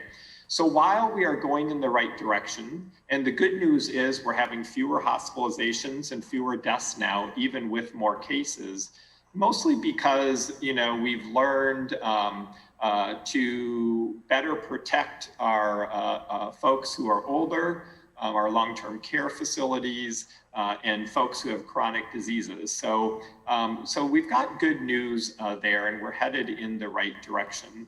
But we really want to see our numbers get lower. And our goal right now really is to get kids in school. And to do that, we really want every county getting their numbers below 75 cases per 100,000 every 2 weeks, and ideally down into the area of about 25 cases. As a state right now, we're at 80 cases about for every 100,000 over the 14-day period. So we're headed in the right direction and going where we need to go, but that sort of progress really depends on everybody continuing to do their job. And we're very concerned about the fall. We're very concerned as folks move back indoors a bit more, what that might do to increase transmission. And I think as you've heard and seen with college students coming back, there's concern with that as well. And so moving on to topics, so what do event planners and those in the travel industry need to keep in mind as we kind of slowly begin to come together? How do we prevent, as some might say, a super spreader situation? Right. So this really follows some basic principles that I think were even being talked about before this. Anything we can do outdoors is better than indoors. Anything we can do with more distance between people is better. Anything we can do with less face contact time is better. Anything we can do with sort of fewer interactions is better. And I know as conference planners and meeting planners, that's a bit challenging. But people have, I think, been very creative about how to work around these. Things that help prevent sort of these super spreader events and the large upticks are certainly those things, but it's also things about screening staff and employees for symptoms, making sure they don't come to work if they're ill, and having good policies in place that actually support that, so that someone isn't tempted. Sick leave is a great thing to have so that folks aren't losing pay if they have to stay away to isolate or to quarantine. Having protocols that do similar things, attesting to attendees of meetings that they don't have symptoms, that they haven't been in close contact with someone, and the reliance upon this distancing and use of face coverings. Incredibly important, because the biggest challenge I think we have is upwards of maybe 30 to 50% of folks who transmit this are folks who might be pre-symptomatic, that is the couple days before they start showing symptoms, or some people who never show symptoms at all. And these super spreader events are when you mix sort of larger numbers of people together with someone who has COVID. They may be early in their stages where they don't actually have symptoms yet, but they're producing a lot of virus and they're transmitting it to a lot of people. That's really the mixture for a super spreading event. And so I'll bring in Kim. So obviously, Kim, large events play a very crucial role in our economy, impacting our entire state's hospitality industry. So I'll ask you, what is the state of Washington doing now to prepare for the potential return for safe in-person conventions, large gatherings, large meetings? Thank you so much. Well, as the doctor mentioned, we're working very closely with both the health departments from state level and from county levels and the governor's office to make sure that we're doing this right, that we can ultimately instill great confidence in people in coming back to large spaces.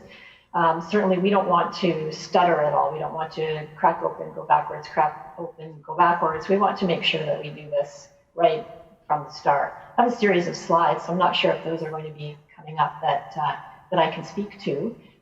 Across the state, I mentioned collaboration, and all the major venues that would include convention centers, conference centers, hotels, for example. We've come together in something called the Safe Meetings and Conventions Coalition.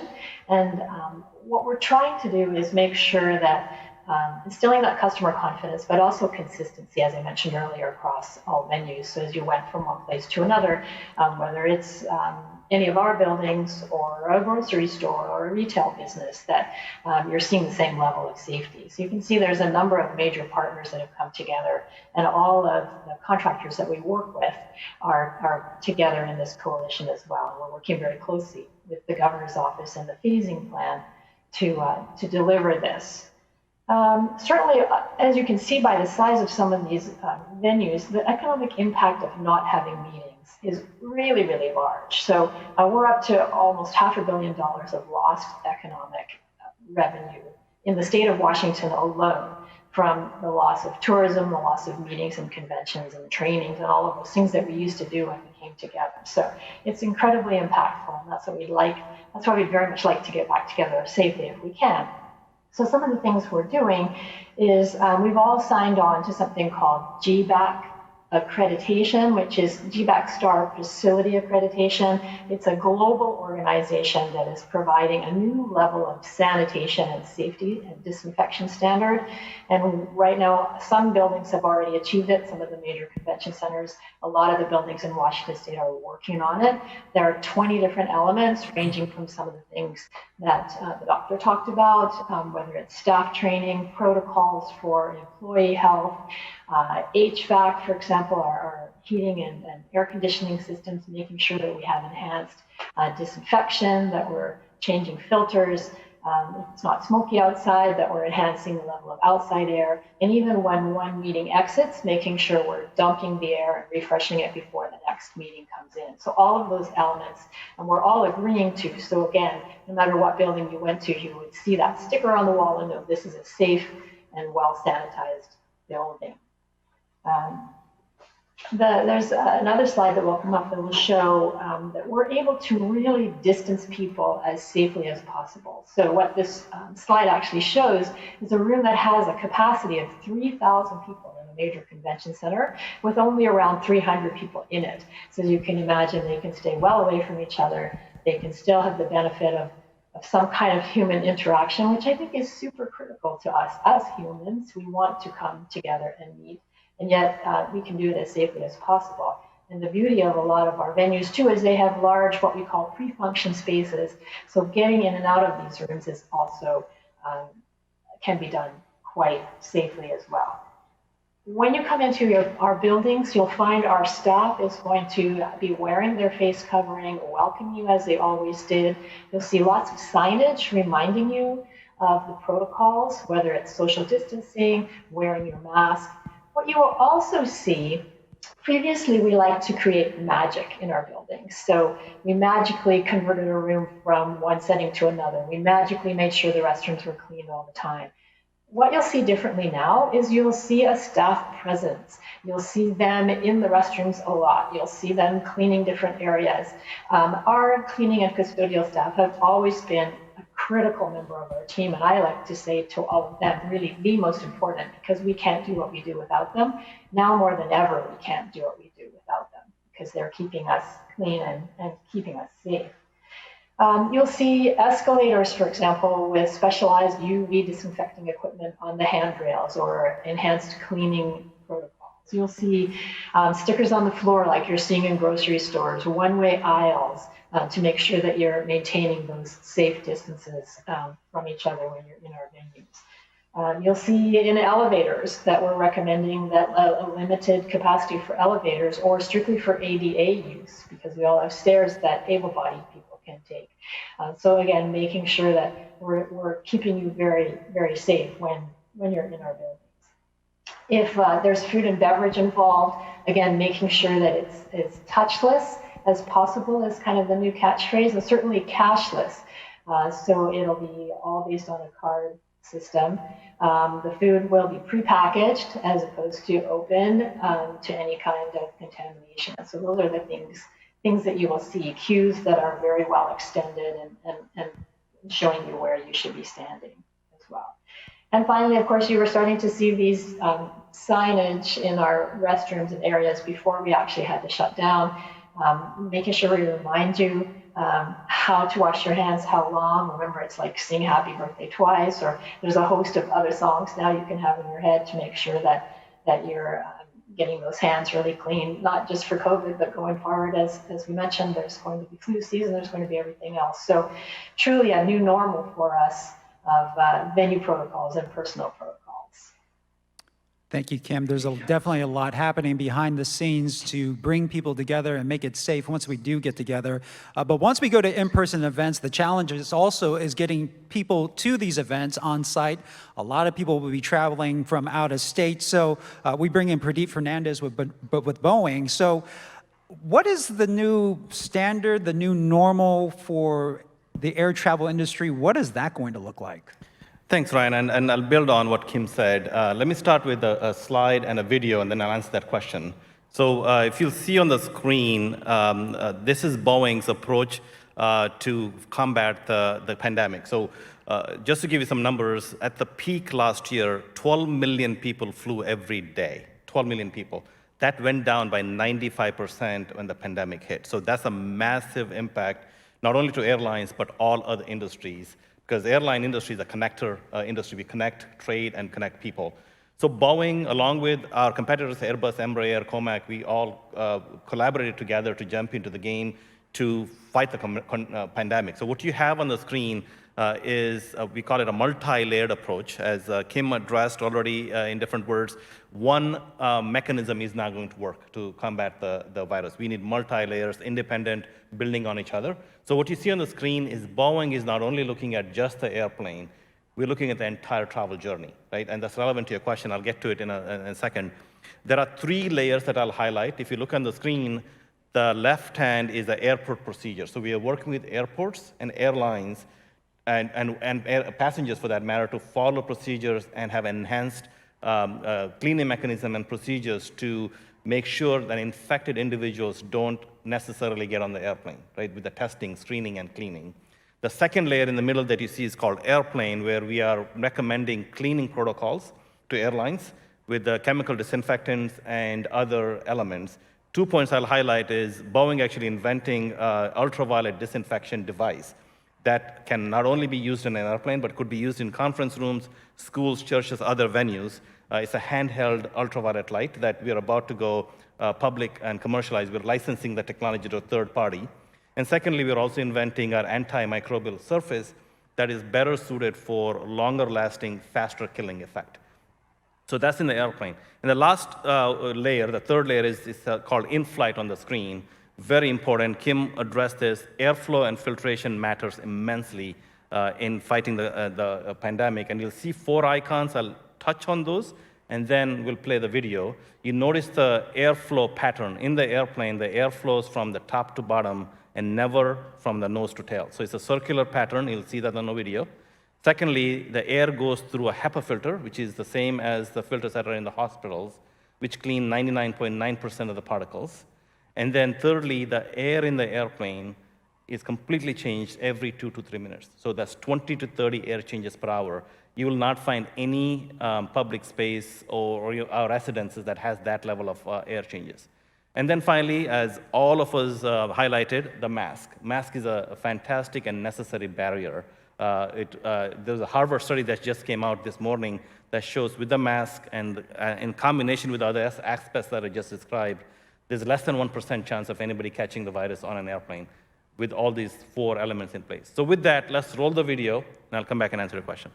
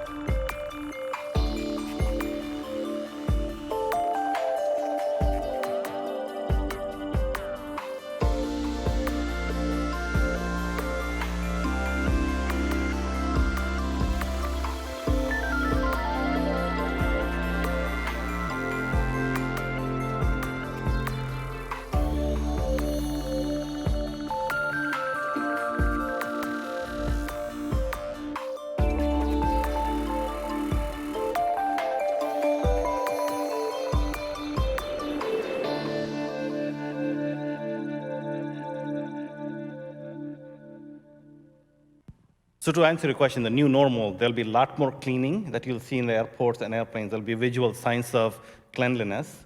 You will see public awareness of the airflow, and then you'll see a lot more touchless in the airports. There's all entities that we work with are working on some touchless technology, check-in, and in fact, in the airplane, the lavatory doors might also be touchless. So that's something that look forward to build confidence in the traveling public. So I'll ask Dr. Wiesman, you heard Kim and Pradeep talk about some of the protocols that are happening and some of the changes that might also happening. Obviously, there's nothing that's 100% foolproof, but for what you're hearing, will this help? Yeah, absolutely. And I think it was really well said. It's about layering. It's about putting in multiple sort of layers of protection such that we do our best to stop the droplet spread and the spread of the virus. So this is exactly, I think, the kind of thing that gives confidence to the traveling public, to the public who are attending events in the public. So I would say right on and good job. And so, Kim, we had talked about some of the changes that you are now building. Are these temporary, or is this going to be the new standard, you believe? Yeah, I believe this is definitely the new normal, the new standard. And when you think of it, even if we hadn't had a pandemic hit, it's a good reminder to make sure that our facilities, our airplanes are as clean as they possibly can be. I think somebody mentioned earlier, this is not going to be the last pandemic that we see. Certainly not the last flu season that we see. Maybe all of these new protocols are also going to help reduce the impacts of the average fall flu that we get every year. So I'm excited about it. You know, our staff is working really diligently to do some of these retrofits and understand, you know, the new training and guidelines. And I just think it's just going to make a remarkable, better, improved experience all around. And Pradeep, do you see this also as a new standard? And I'll give an example. After 9/11 was born the TSA. So do we see a whole new health and safety protocol happening for airlines because of this pandemic? I believe so. As I mentioned earlier, there will be future pandemics that we need to get ready for. We are working with airports and airlines to find the most convenient way of introducing additional layers. As John mentioned, there will be some type of a health screening or health safety protocol in airports that we will need to follow. And our job collectively is to reduce the hassle on passengers and airports and airlines. But there will be additional safety measures, which is all good for our health. And Kim, you had mentioned having those visual cues. It's one thing to have everything spotless and cleaned and sanitized, but how important is it that the customer can see with their own eyes that something is clean? No, I think it's absolutely critical. So that's why I mentioned we're going to certainly increase our staff presence. Pre-pandemic, you'd often walk into a restroom, you'd see a little chart on the wall that somebody would sign off the last time it was cleaned. You'll certainly see that everywhere. You'll really start to see touchless elements everywhere, whether it's just, you know, the paper towel dispensers that you put your hand under and paper magically appears. So I think it's really critical. And again, I think it's really critical that it's consistent across all industries and elements. And that's why I'm really, really pleased to hear about everything that the airline industry is doing, because it is a journey. It's from the time you decide you're going to register till you get on the plane, you get into the hotel, and then you get into our venues. Every step of the way, there has to be a level of confidence and comfort from the public's point of view. And Pradeep, I'll ask you that same question, but you and I were chatting last week. It's not just the visual cues. It could be other sensory cues to I guess, gain confidence from people that, hey, this is a clean area. No, agree. We are working with some psychologists and some medical doctors and other experts, and that's the feedback we are getting, that people need to see visually or other means like sensory that the place has been cleaned, right? Just like when you walk into some of the hotels, you see a sanitized seal. So there will be evidence of cleaning that inside the airplane and at the airport, and we are working on that. And sticking with the airports, what is the trend you are seeing? Obviously, the airline industry has taken a massive hit. Yep. Will that come back? What are you seeing as far as the trends globally? I know it's a different situation, such in Asia, where maybe the virus is a little bit more under control. Yeah, that's a great question. In fact, there's some great news. Domestic travel in South Korea, China, Japan, Russia, and India is coming back. So we just learned the other day that in South Korea, the domestic travel is back almost 90% of 2019. Similar numbers are true for Japan and China as well. That's fantastic news. That means people are ready to fly, people want to fly, and also we are noticing that the case rates in those countries overall is actually quite low, right? Even though people are flying, the case rates are still low, so that's positive information. What is not happening right now is the international travel. And that's understandable because of the quarantine requirements, non-standard protocols. So Boeing and industry associations are working now to figure out how do we unlock that equation. Is it testing the departure and arrival, and are people comfortable with the testing? But the domestic travel is back, and even in the US, we are coming back up slowly. We are at 35 to 40% right now, and Europe is coming back even faster. Right? So domestic travel is coming back. International is what that we need to work on. And Kim, are you seeing any trends happening within your industry also? If you're talking about trends of people coming back, not as fast as we would like, the previous session actually talked about how a lot of us feel really it'll be the second quarter of 2021 before we have meetings in the hundreds and further out for meetings in the thousands. But what we are seeing is more creativity. So a combination, for example, like almost a hub and wheel where there's what we're doing today. So some people are on site, others are attending virtually, and I think we'll continue to see that level of creativity across the industry. And Dr. Weissman, speaking of trends, is there something we can learn what is happening in Asia right now? Well, before I answer that, I want to quickly go back to the thing about the visual presence and cues of cleanliness. Totally agree with everything that Kim and Pradep said. I also want to do one caution, which is I think it's going to be important if you have folks visibly cleaning and that folks see that they have to be doing a good job. If folks think they're just doing kind of a sloppy job, it's actually going to lose confidence and work against you. So workers are going to have to really know that people are watching them and they are needing to take their time and do the job right. And that I think will also be really important because I would otherwise worry that that might actually backfire. In terms of trends elsewhere, again, I think we are seeing in other countries increased rates again at various points in time. So we're all kind of seeing sort of this wave effect, which was actually predicted. And paying attention to that is going to be really key that we get on top of those really quickly. Thank you very much. We do have an audience question that's coming in. So does Fernandez think keeping the middle seat empty on planes is a safe precaution and one that we will see long term? I've heard some planes are stopping that practice. I don't know if your initiative talks about some of the social distancing aspects of planes or if that's just an airline to airline protocol. No, that's a good question. As I mentioned earlier, and Kim picked up on it, and John did as well, layered protection is key, right? With the right layered protection, with the mask, face covering, we don't believe the middle seat needs to be left empty. I mentioned the multi-layered protection, especially the airflow, is a fantastic barrier against the transmission of the disease. So our analysis and our expertise says the middle seat doesn't need to be left open. With the right layered protection, you can absolutely have the middle seat filled. And then another point to make it clear is social distancing is not always practical. That's when we have other protective measures, right? Such as in hospitals and at your barber. So it's a similar situation. We come in other protective measures to combat against the social distancing need. And another question that's coming in, if we can make airplanes clean and sanitary, can't we make meeting rooms clean and sanitary too? So I'll give that to Kim. A resounding yes. And we believe, obviously, we can do that now.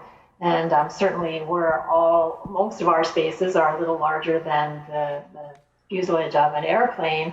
And so that's why we feel that side of the industry, the meetings industry, is going to recover, for example, much sooner than the concert industry, where it's a lot more challenging to distance people. But we definitely 100% believe that we can instill that level of safety so that people can be confident returning to our venues. And I'll ask you this question also. As you mentioned, Pradeep and I are in person talking to one another.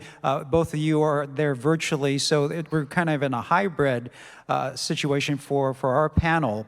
But I wanted to ask you, why is it so important to come back and to eventually have those in-person meetings again, to have that in-person business travel? Why is it so important to have those type of events and be able to see people face to face? So I'm not an anthropologist or a biologist or a chemist or anything like that, but I just intrinsically know that people need people. We need to interact. I think a lot of us are suffering from not being able to hug our friends right now, other than on a virtual basis. You mentioned, missing your interaction with your parents. I think as an entity, as a living human being, our nature is to socialize. And some of the greatest creativity in the world comes from, we always say the meeting outside the meeting, which is the networking opportunity in the pre-function area, as opposed to the lecturer imparting their wisdom. So I also sense that there is a pent-up demand for people to come back together. People want to do it, but they're nervous about it, and rightly so. A lot of people, we're doing a lot of surveys, and top on a lot of people's list is that vaccine, and hopefully that's coming sooner rather than later. I think that will really be the tipping point for mass gatherings, is having some kind of vaccine in place. And Dr. Wiesman, I mean, is there something about that whole human interaction aspect of this? No, I totally agree. There's a piece about being able to physically be in the presence of others, be able to share sort of the experience together in a physical way. And honestly, for a lot of us, I mean, just touch, whether it's a handshake, a hug, a greeting, people miss that sort of, I think, connection.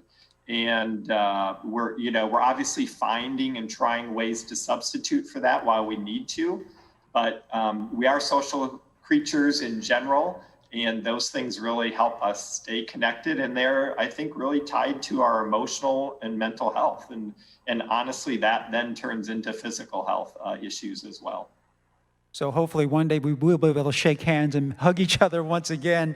So Dr. Wiesman, I'll kind of do another roundtable here, and I'll begin with you. Where do you think we will be 1 month from now? Where do you think we will be at the beginning of next year? And what will life look like this time next year on September 16th, 2021? I'm asking you to look into your crystal ball.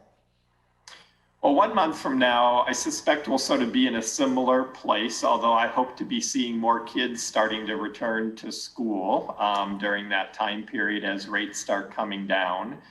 I hope that through the fall, we're able to keep this virus suppressed.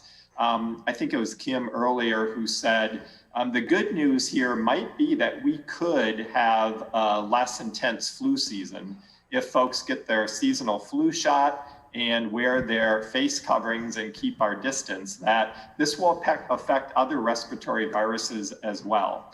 So I think that will be hopefully a positive outcome as well. And if all of that happens, we can maybe hopefully avoid a fall surge of respiratory illnesses and hospitals being challenged.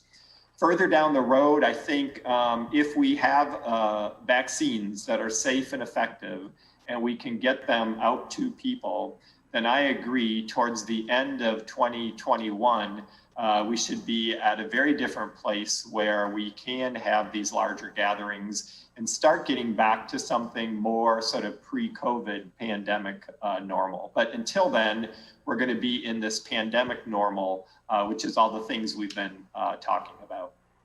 Kim, how would you answer that?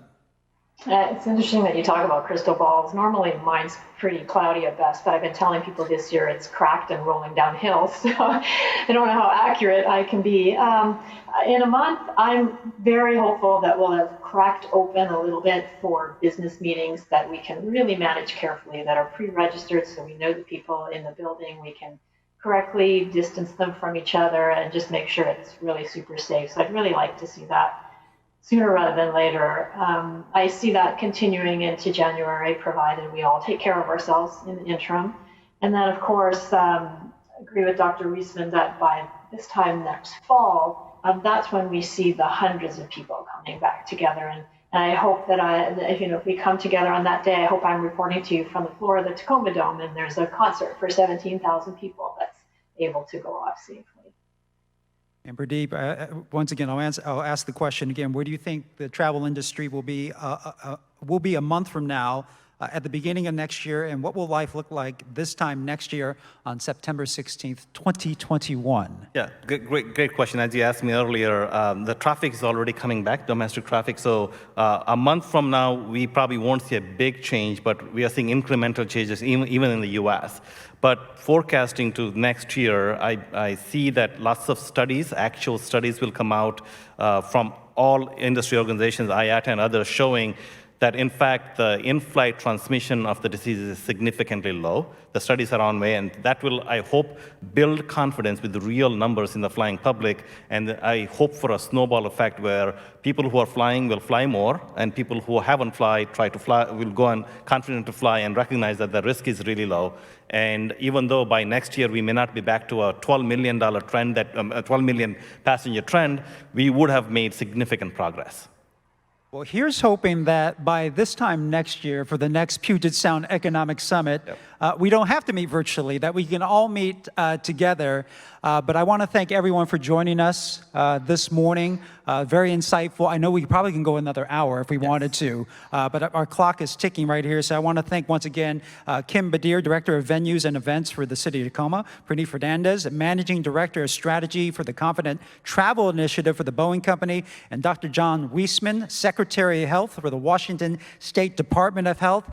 For those of us joining online, we do want to mention that the next session, Driving Digital Transformation and Events, that is the next event that we're going to be seeing. Until then, we're going to take a very short break. But until then, thank you everyone for joining us, and mask up, be safe, and hopefully once again, by this time next year, we'll be all in person once again, getting together. Thank you very much.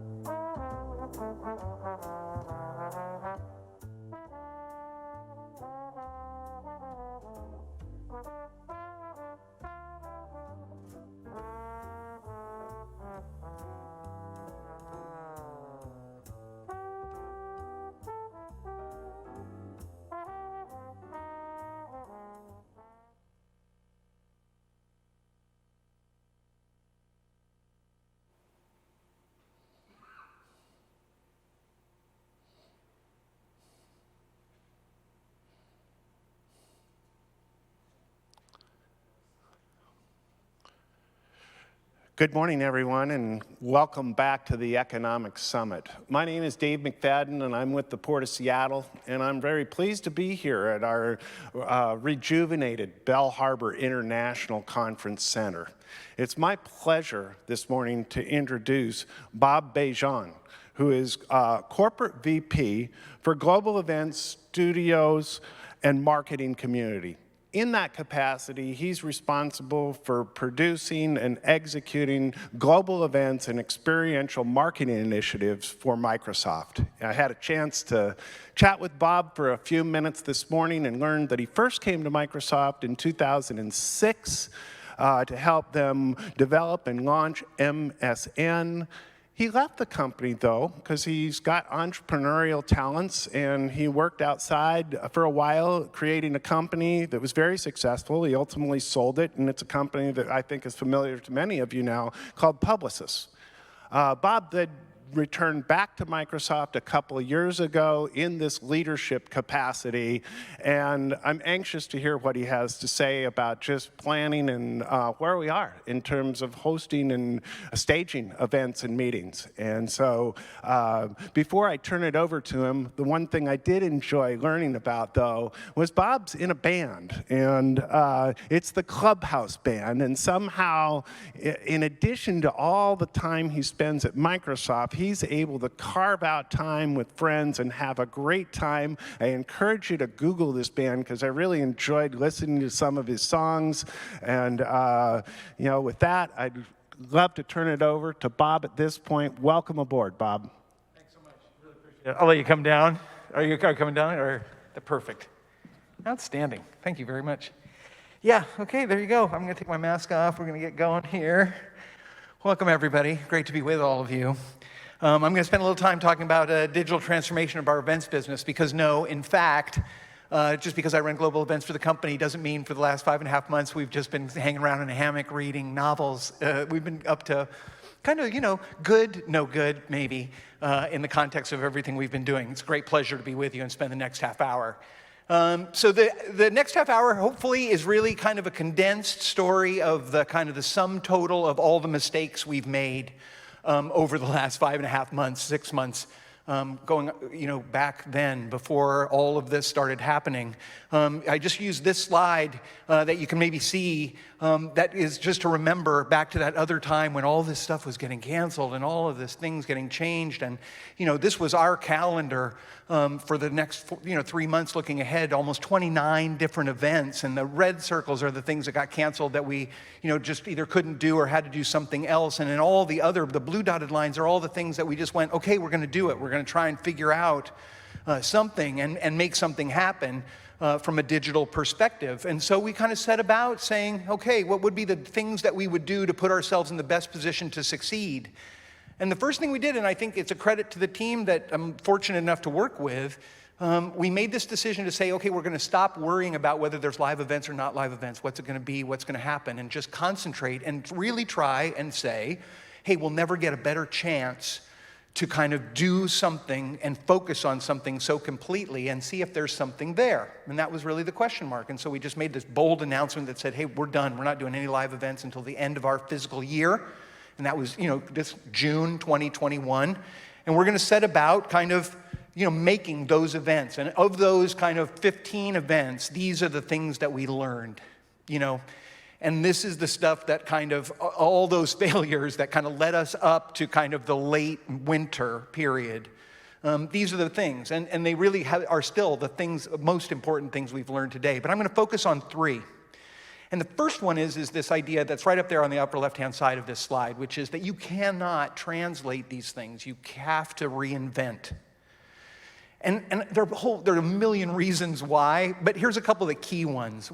First of all, the medium that we're working in now, as we all know, is not conducive to the things that you do in live events. That's why live events were so special, even as the digital world was succeeding and building and growing and, kind of replicating our world in the digital space, and why we could be, I believe this now of myself, a little lazy about thinking about the impact of digital media and the role it plays in experiences. And so what happened here is like, you have to embrace the medium we're in and recognize that you're not going to be able to create a hotel bar. It's not going to happen. You're really not going to be able to create booths in a way that are effective or will provide the experience and the triggers, the emotional triggers of what a booth would provide for people who know live events. So that's the first one. You have to kind of swim into the torpedo of something different and really embrace that, go away. The second one is this idea of, events historically cost a lot of money, right? We as Microsoft, for things like Ignite or Build here in Seattle, we charge thousands of dollars, and you have to spend thousands of dollars to get on a plane and thousands of dollars to stay at a hotel. And so, you have to create value and a body of content that kind of supports that value proposition. So people say, oh, okay, I'll do that. I'll spend all that money. But in the digital world, all you really have to do in the event is call attention to all the incredible integrated marketing a company has done and all the programs they want people to do for the rest of the year. And so what we're realizing more and more is more than ever before, the events we do, even in the digital space, are these things that call attention to, hey, you want to learn about Microsoft technologies? Go to Microsoft Learn, and get yourself on a certification path, which is going to take you 3 or 4 months, right? But the event is about calling attention to that and making people get excited about that and inspired to do those things that we want them to do for the other 363 days a year. It's a very different role of events. And then the last thing of these that I really point out and take some time is that the presentation, the way you think about presenting, has to be different. And you think about all of us as executives or communicators. Historically, we've learned and we train ourselves to speak to rooms of people, whether it's a boardroom or a ballroom or a stadium. We're learning about kind of presenting in a theatrical style. And now what it's about is a one-on-one relationship with the camera. In the same way a theater performer moves from Broadway to a leading role in a television series, has to learn how to change the style, the tone, and the intensity of the performance, because you're now having a much quieter and in-scale conversation with your audience. That's a big change. And that's been a lot of change management work at our executive ranks, from our CEO and our senior leadership team all the way through every product manager that's doing a presentation next week at Microsoft Ignite. So a very interesting dynamic. And from that learning, we set about in the late winter to change and do a real experiment about how we would work with Microsoft Build. And that was a show that we did this last May. And that really represents the way we think about programming and the way we're thinking about programming moving forward. And we kind of just decided to put a stake in the ground and say, we're going to do a 48-hour follow the sun, try and invite the world to the Build experience digitally. And what we did was we said, we're going to think about a different way of programming, kind of 4 component parts. And these are our foundational bricks for creating events now, even now, 4.5 months later. The first ones in these key segments, these are really things that you think about as keynotes, and the way you think about the things that are in the grand ballroom or in the main room of any kind of large-scale event. The sessions, or the interactive sessions, are these things that I was just talking about earlier, much shorter, 22 minutes with 8 minutes of interactivity, not like the 45 to 75-minute sessions that we used to do at Microsoft. But these are very highly interactive, kind of very presentational and exciting, kind of 22 minutes, top line, and then where to go for the rest of the year. And then this idea of the connection zone, which is really the sum total of everything that everybody ever thought about in the world of kind of how do you make connections and network in the live world, all kind of built in a new kind of format in the digital world that's really built around the way we operate in social media, the way we connect in one-on-one chat, and the way we kind of create small group conversations. So not trying to replicate booths, but really creating opportunities for people to connect and actually do business. So that when you think about sponsors, you don't think about, hey, what's my booth kind of fundamentals and what am I buying in that package? You're talking about a media package that consists of key segments, sessions, placement in that connection zone, and then maybe most importantly, this last area, this kind of interstitial programming that we think of as the digital experience substitute of the entire venue or the campus. Live, think of it as like a sports desk or a news, election night coverage, that kind of thing. So a real feeling of being live in the moment with the audience that's with you and constantly responding to what the audience is saying in social media, amplifying it, responding to it, tuning the entire experience that way. And this allowed us to kind of create this plan for bringing events, right? And this, again, we're using the same kind of approach where we say, hey, look, it used to take 6 months. You'd open registration 6 months in advance. And you'd kind of go, you need to do that to help people make those big decisions. But in the world of kind of interactive television, which is kind of what we're doing when you start to think about it and you listen to those building blocks I just described, you have to think about like advertising campaigns on the internet, which really don't sustain for much longer than 3-4 weeks at the very most. And so we started to go, wow, maybe we should really think very much like a network programmer, doing network programming and promotions leading up to the event. And then we realized not only did we do that, but we also needed to teach the audience how to interact with these new elements that we were building and how to kind of not expect to get a convention center and a expo and a network area, but that there's something new here that's built on a different kind of medium. And so there's a different way to be the audience or a participant in it. And so that's exactly what we did. And I think what's interesting there is that we continued to learn that like all the same things are true. Like it was just absolute reinforcement that we needed to go further. But most importantly, I think, is that you kind of go, you start to look at the results. And this is the results of Microsoft Build. And so while you look at that, and maybe we want to go to full screen on this one, might be worthwhile because there's some small numbers. But while you look at it, let me call a couple of things to your attention. First, Build historically, last year in 2019, attracted 6,200 people to the city of Seattle. Fantastic event, the best we'd ever had, completely successful. This year, we brought 193,000 people to Build. Last year, 20% of our audience in Build were from an international kind of location, right? If we do, and that's very consistent. If we do live events in North America, we get about 80% of our attendees from the United States. This year, 60%, 62% from a global audience. So it's kind of spectacular numbers there. And then down in the lower left-hand corner, if you look at that, like that 17,000, 78,800, that was a game, the gamification of that training I was talking about earlier. I made reference to Microsoft Learn when I was talking about sessions and like how to make sessions, kind of do more for you and teach people the behaviors you want them to do for the rest of the year.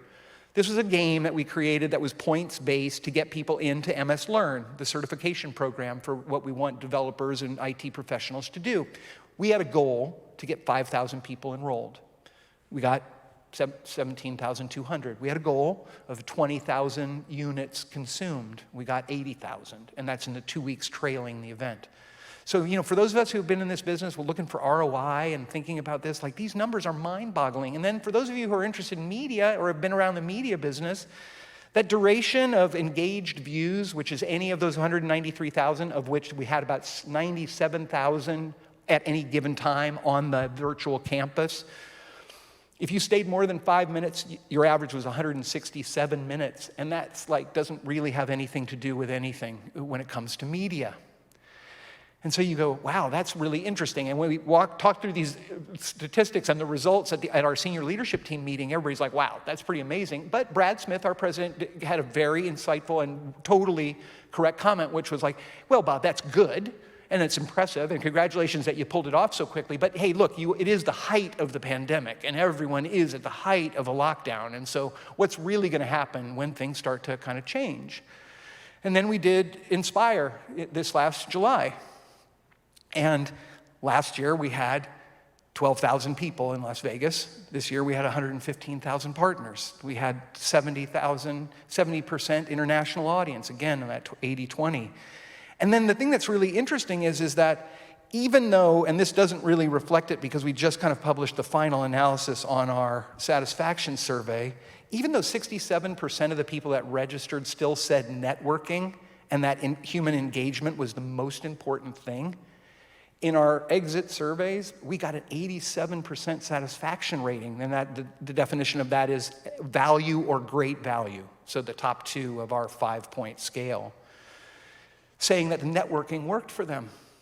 Our connection zone was a place that they got things done, both on the sponsor side and on the attendee side, which is really interesting. And then you kind of go, and internal events. This is our Ready event, our global sales meeting. Same kind of story, where you're kind of going, much more people. Like our Ready event, we only could afford to bring 15,000 of our global sales force to Las Vegas last year or the years before, and now all of a sudden we brought 90% of our sales force to this event. And so, look, I'm not saying it's perfect, and then here we are, we're about 8 days away from Microsoft Ignite, and this was a slide I snapped yesterday at 108,000. That was yesterday morning. We're at about 130,000 registrations now. And so what's interesting about all of this is that the inclusion, this notion of kind of people that couldn't come, can come to these events. Great statistic that I'd love to share is I got a mail from our general manager in Africa after Build. And he said, hey, sorry for sending the thank you note a couple weeks late, but I wanted to make sure that I had the data right.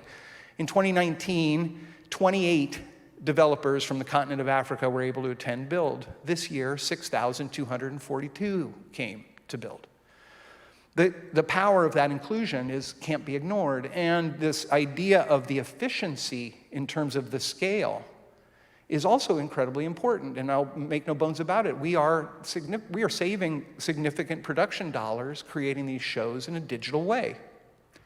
And so it creates this very interesting thing. In fact, we've completely reorganized our organization from one that was portfolio-based, highly tuned to producing specific kinds of events for specific kind of audiences, to one that is a functional organization that now is built around this idea of interactive television network.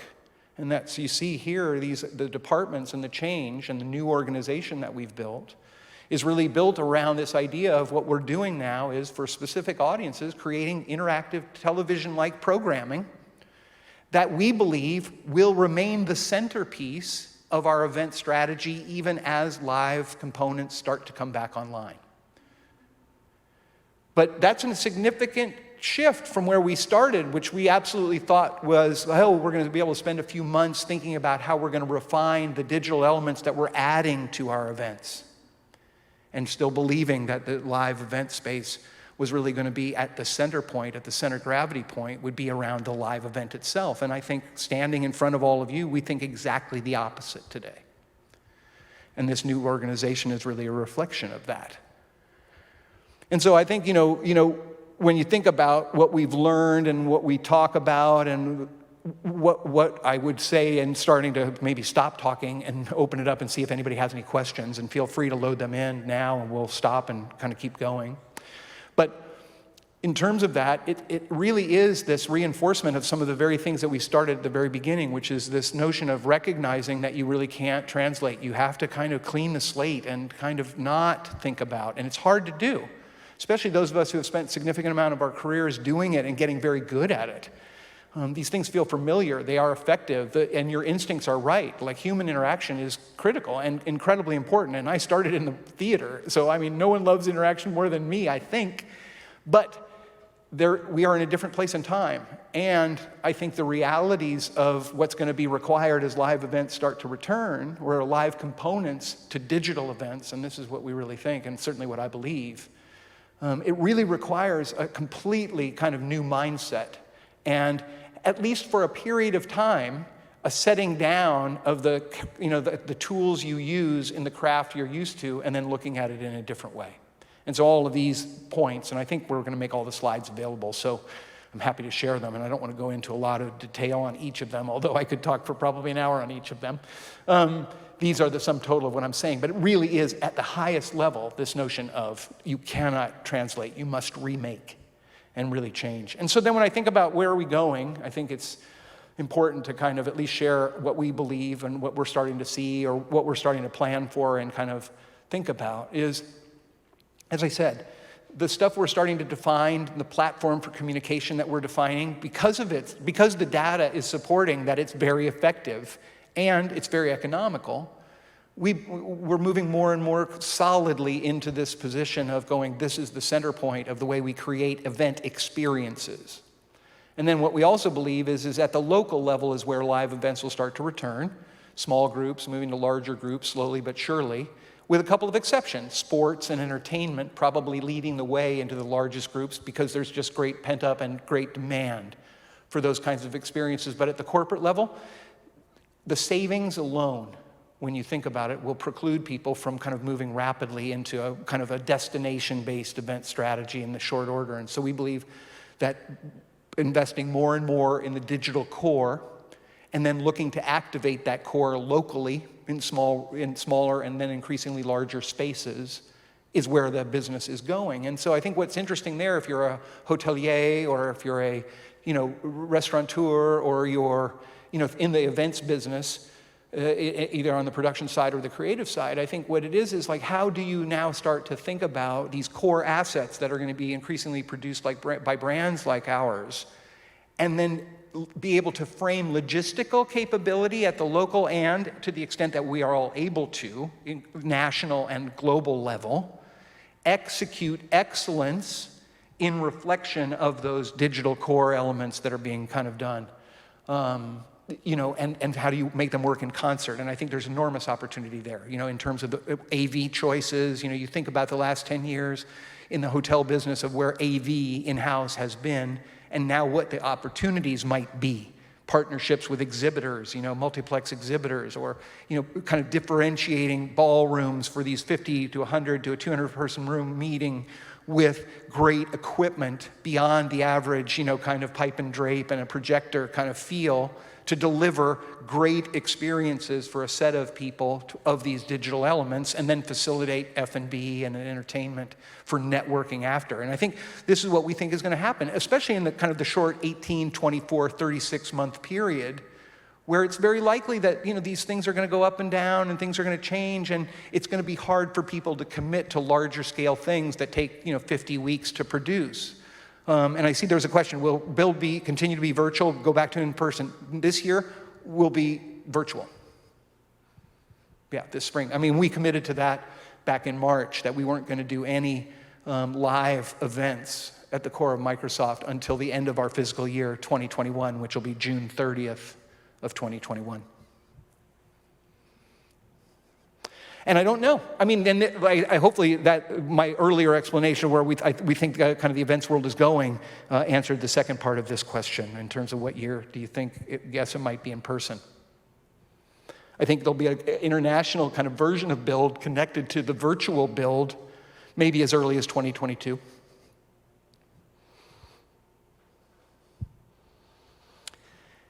And with that, I would say I would thank you very much. Open it up for any questions if people have them.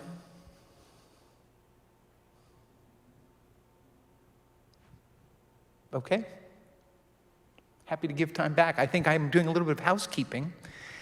Is there a developing standard platform for streamed events, connection, and coding? Well, this is a super interesting one, right? So like the incredible success of the Zoom platform, kind of in the public and consumer space, and we have, enjoyed in the corporate space with Teams an incredible growth in terms of being able to deliver it both in the educational space and somewhat in the consumer space, but certainly corporately. The answer to your question is that there are developing standards. I think, arguably we are building one of the platforms at scale just out of necessity. We made a commitment back in March, and it's interesting, we were not, as an events team, committed very much to Microsoft technologies in the pre-pandemic world. We used On24, we were very cavalier about the way we thought about digital. And that, to my earlier point about intellectual laziness, we were just like, yeah, we'll give you the video mag feed, no problem, digital, check. But then when this all started to happen, and the first big event that we had to move was the CEO Summit, which is kind of the crown jewel of our events, 27 years in the making, and it was the first, incredibly radical to take these CEOs and make it virtual. We had this big meeting with the SLT around hey, are we going to commit to Microsoft technologies for this, or are we going to showcase other people's technologies, and should we?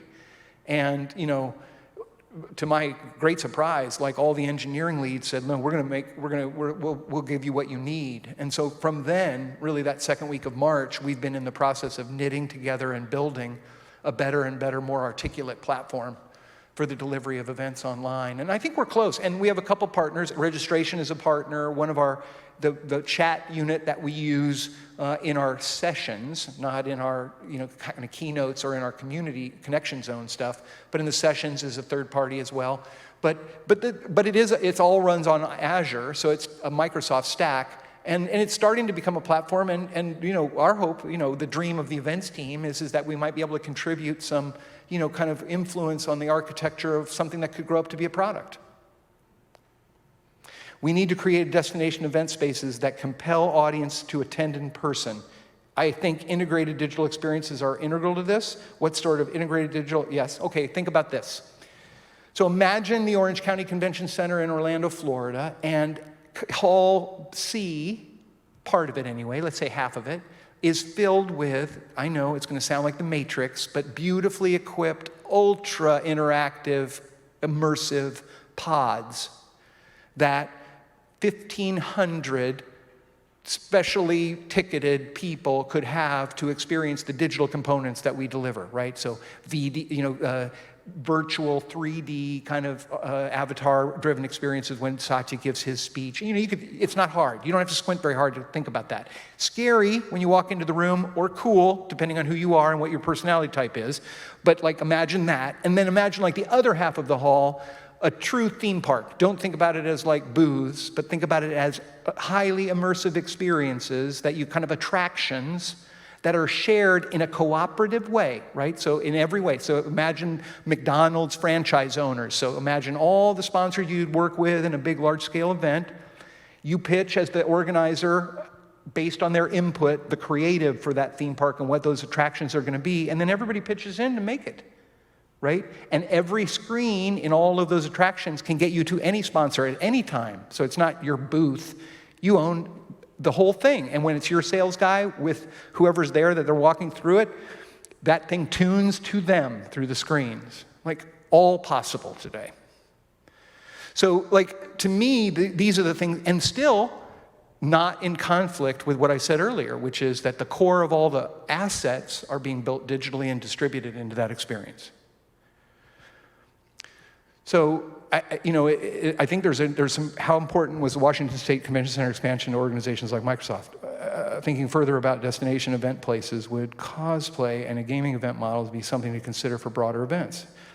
Very user interaction based, high levels of audiovisual immersion. Totally true, totally true. But here's the thing, in some ways, it's that's all of us. And I say all of us, and I'm kind of making an ageist statement, but I'm old enough that I probably can say it that way. But the truth is my kids are not that hung up on this, I got to be with everybody all the time, right? Because they're building very effective networks in the virtual space. And I'm not saying that it's either or. It doesn't have to be.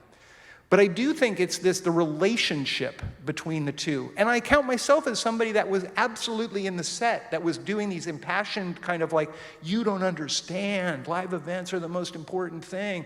Yes, of course we have to deliver a digital component of it, and that will always be an important thing because the internet's the internet, but that'll never replace a live thing. And I just feel like there needs to be, or at least from my perspective, and what we're talking a lot about in the team, is we have to acknowledge that posture has moved, right? And the power, and it's not about conjecture, it's not subjective, the data supports it. That's the thing. We're 12 times more effective in terms of scale and penetration with our audience, and we're almost 60% cheaper. It's I don't know how you look at that and not go, wow, we need to do more of that. And yes, I agree with you, Bob. We're someday going to need to kind of put people in person, and that'll be important too. But we need to do more of that. That's the thing that's very interesting, right? Where even a year ago, you could sit at the bar, at the Hyatt after a show at the Orange County and have this argument about digital versus live, and it was completely subjective.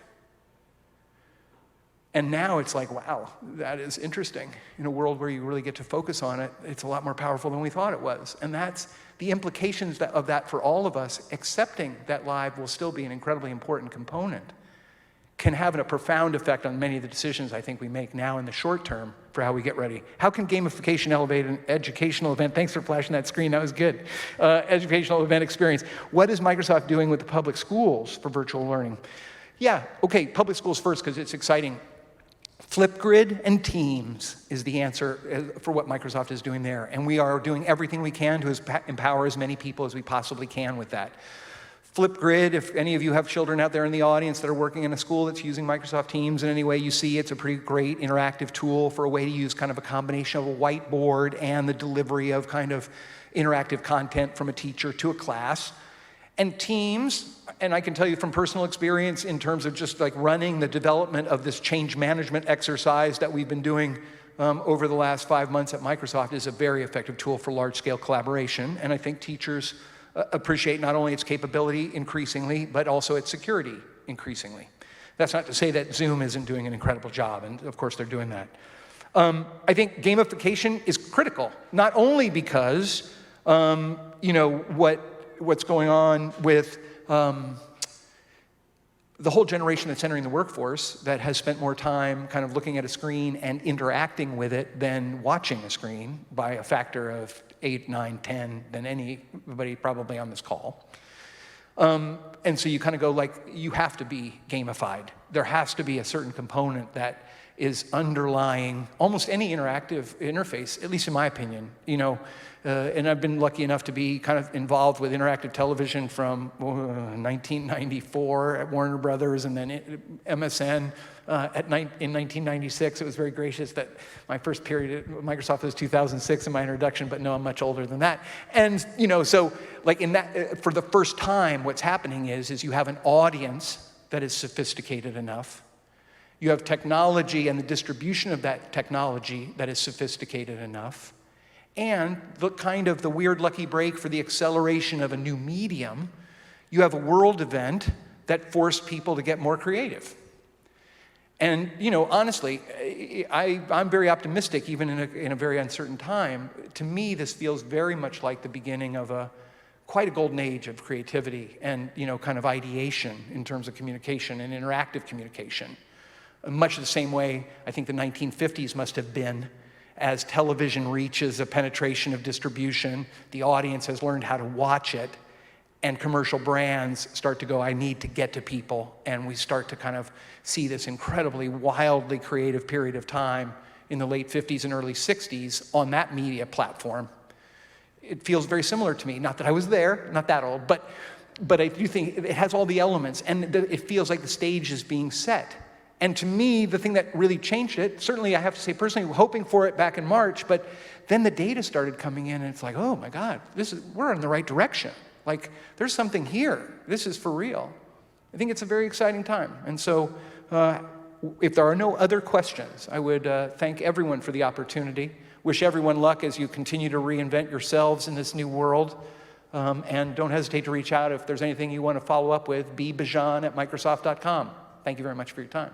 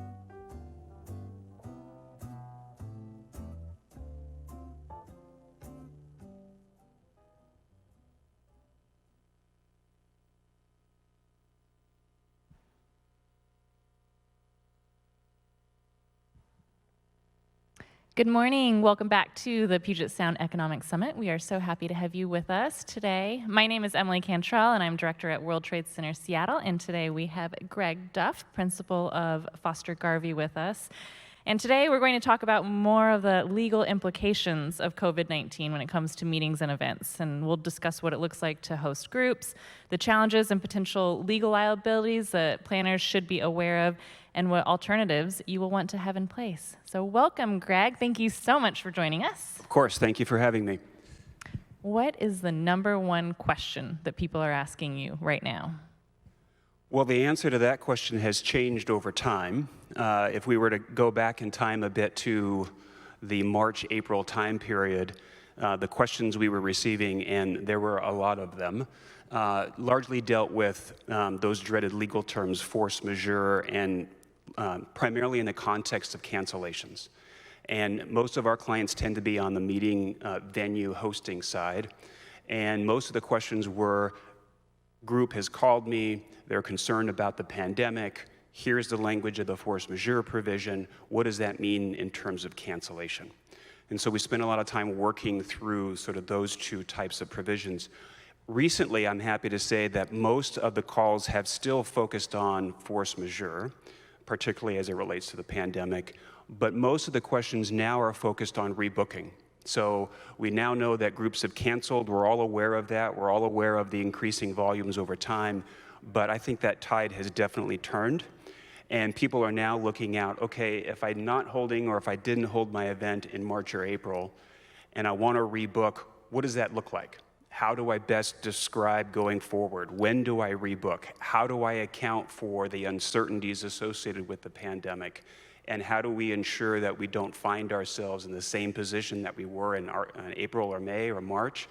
How do we avoid that going forward? So it's definitely a prospective view now with the questions that are coming, as opposed to looking in the rearview mirror and how do we get rid of meetings and how do we cancel meetings. It's a much more positive, forward-looking perspective, which is great. That is wonderful to hear. And rebook, that is a word that we love hearing. Yes, it is. Yes, it is. And by the way, if anyone watching has any questions for Greg, please go ahead and enter them into chat, and we will get to them during the session. So Greg, can you talk to us about how contracting has changed over the last 7 months or so? Yeah, so you often hear in the finance or the economics world about how the markets and how people avoid and hate uncertainty. It's the same issue here. We are faced with not only a pandemic, but also the rules relating to the pandemic and the guidelines, whether it be from federal health agencies, national health agencies, state, county, local.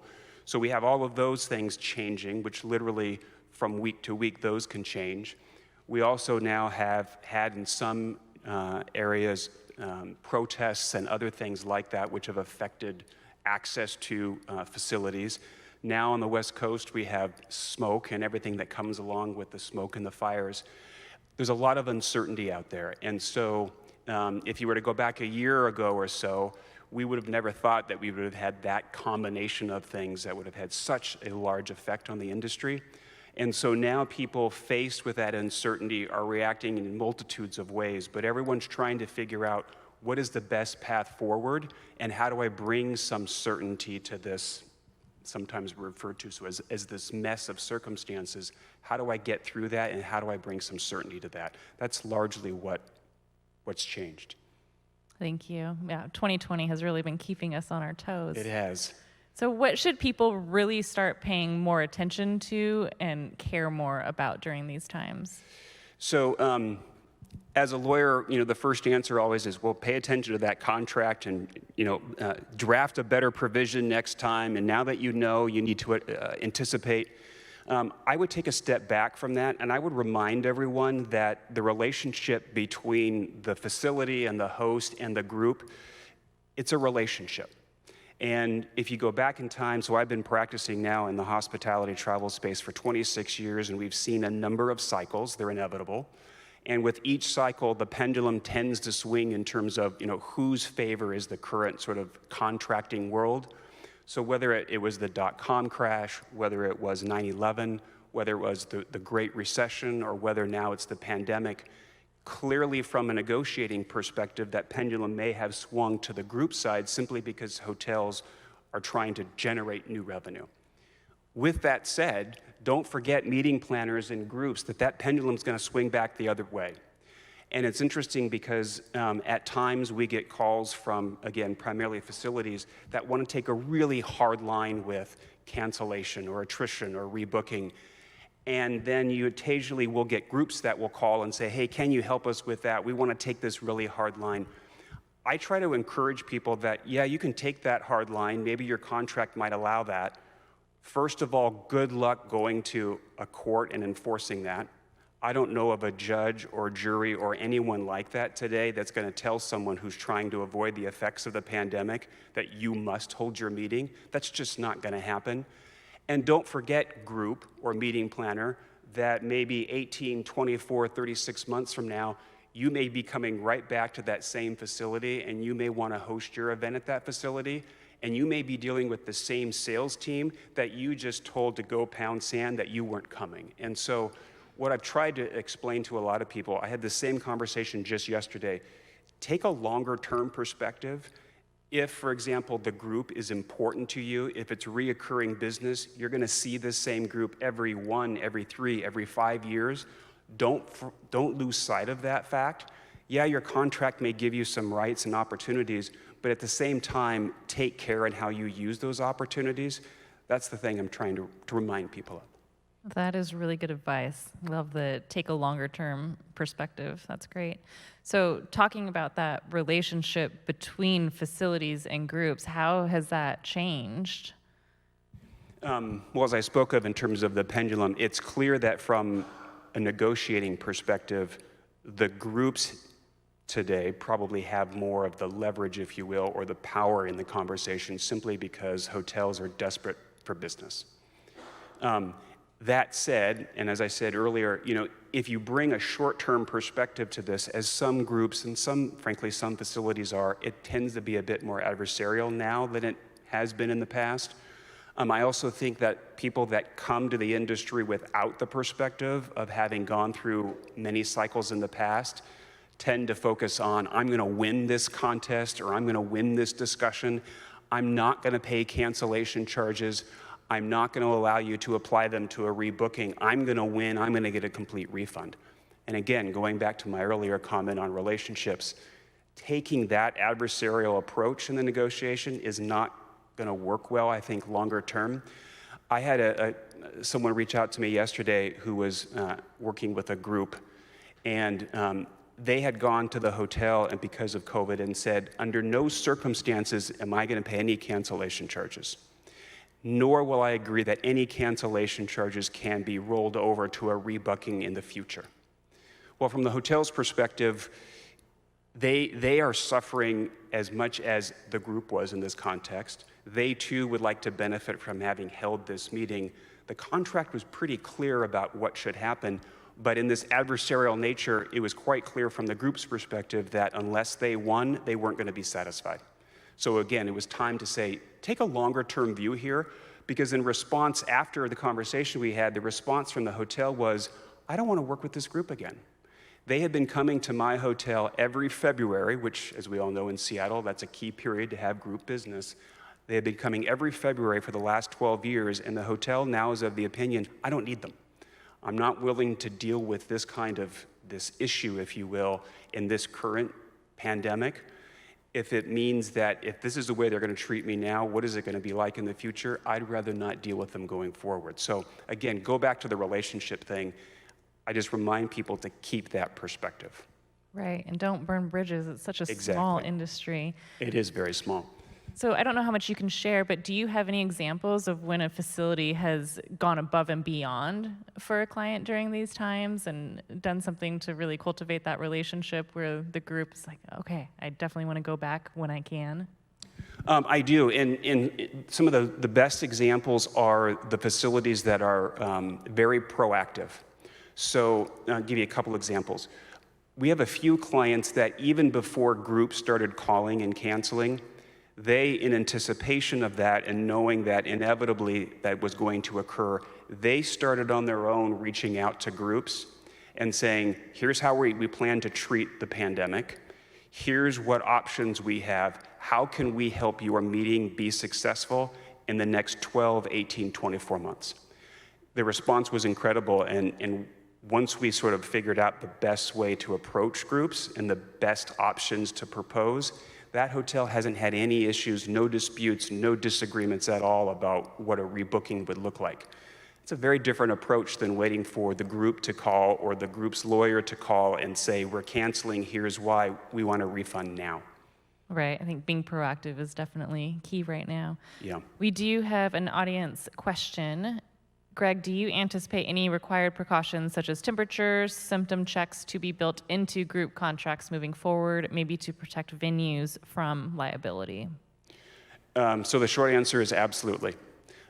Without exception, that will be a critical component going forward. And I would remind everyone, if you go back in time post 9/11, every group contract that was entered into in the months, and frankly, probably a year or so after 9/11, talked about property security. That was the issue that meeting planners were keenly focused on, very concerned about. It was the issue that attendees were thinking about.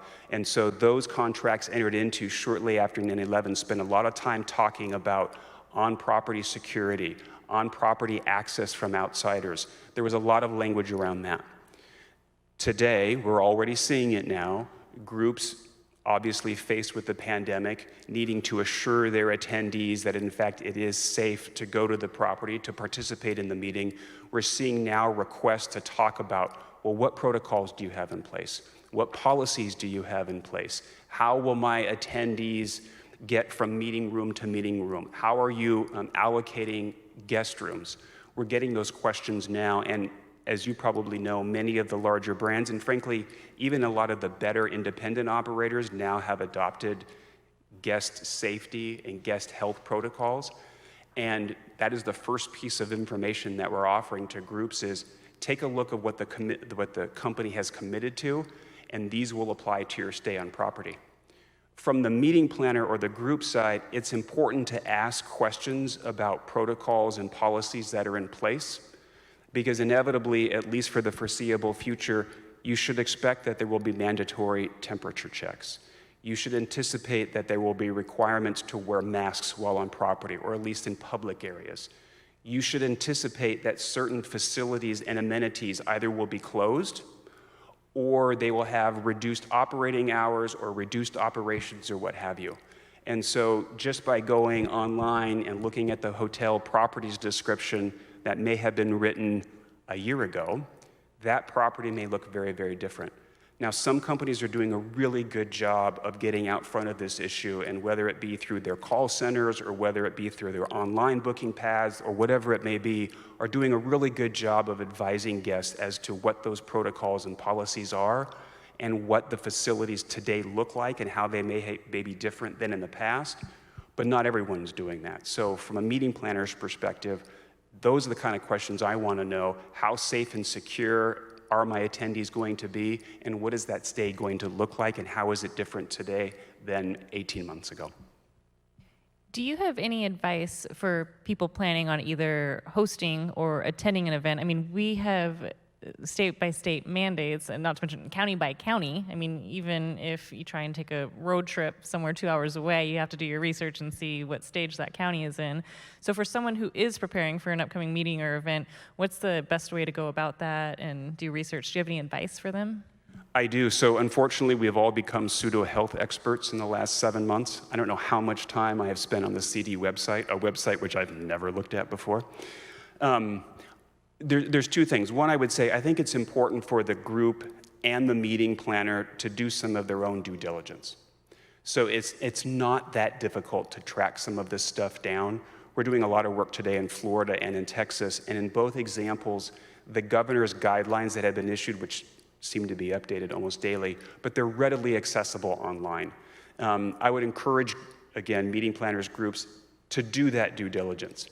At the same time, though, you should expect of your venue or hotel or resort or whatever it may be, they too should be doing some of that same diligence. And our advice to clients is as a property, whatever standards or protocols that you're creating and adopting, they should be based on the applicable guidelines. You shouldn't be going necessarily above and beyond. You definitely shouldn't do less than what's been prescribed, but let the authorities be the authority, if you will, that's governing what you're doing. And if you want to help inform your guests, let them know where they can access some of that information. So one of our clients has done a really good job with this. They update their online property descriptions weekly. And then they also, as part of their descriptions, they provide guests who go to the property page, they provide them with the relevant links to the websites for the guidelines that are relevant for that property. That's a great example of not only being responsible and informing, but also providing a mechanism that whether it's an individual guest or the group, they can actually go out and see what those guidelines are. And once again, it all goes back to being proactive. There you go.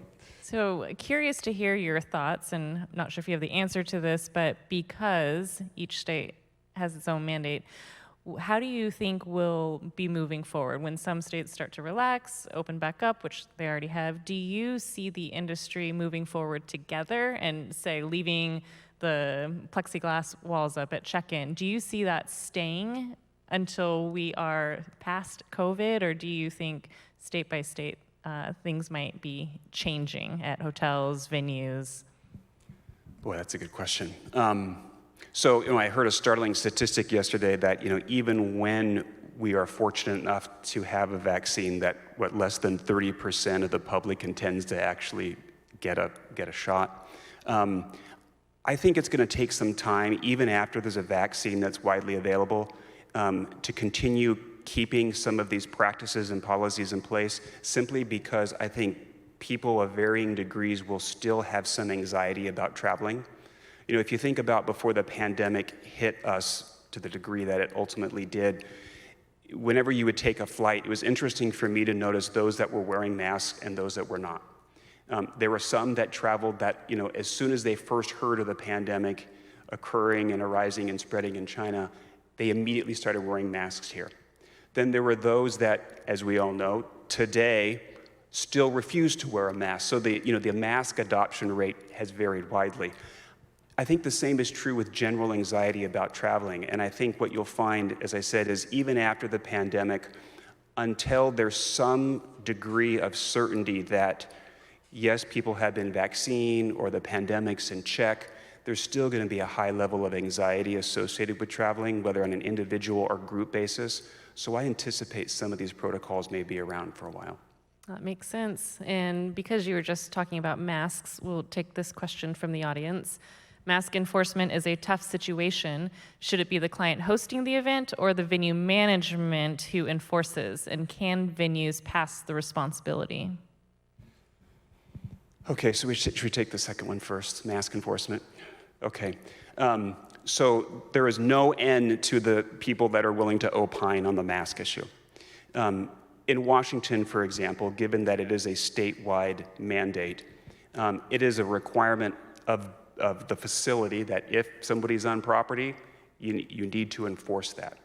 At the same time, it is not unreasonable to ask of the group that they make that point clear to their attendees, and if necessary, to help enforce that. I'll give an analogy. Many times in the privacy or confidentiality context in many of our group contracts, we may recognize that the facility will agree to keep the group's materials confidential, whether it be presentation or what have you. But we also many times say to the group, you need to assist in this effort.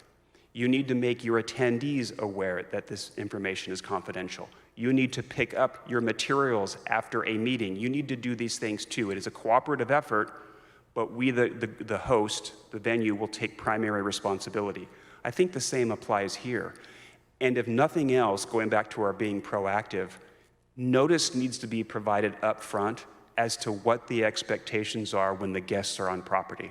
And so again, whether it be on a property page online, whether it be through a call center, whether it be through an arrival type acknowledgement, properties need to be very clear about what the protocols are and what their expectations are, because otherwise enforcement will be nearly impossible.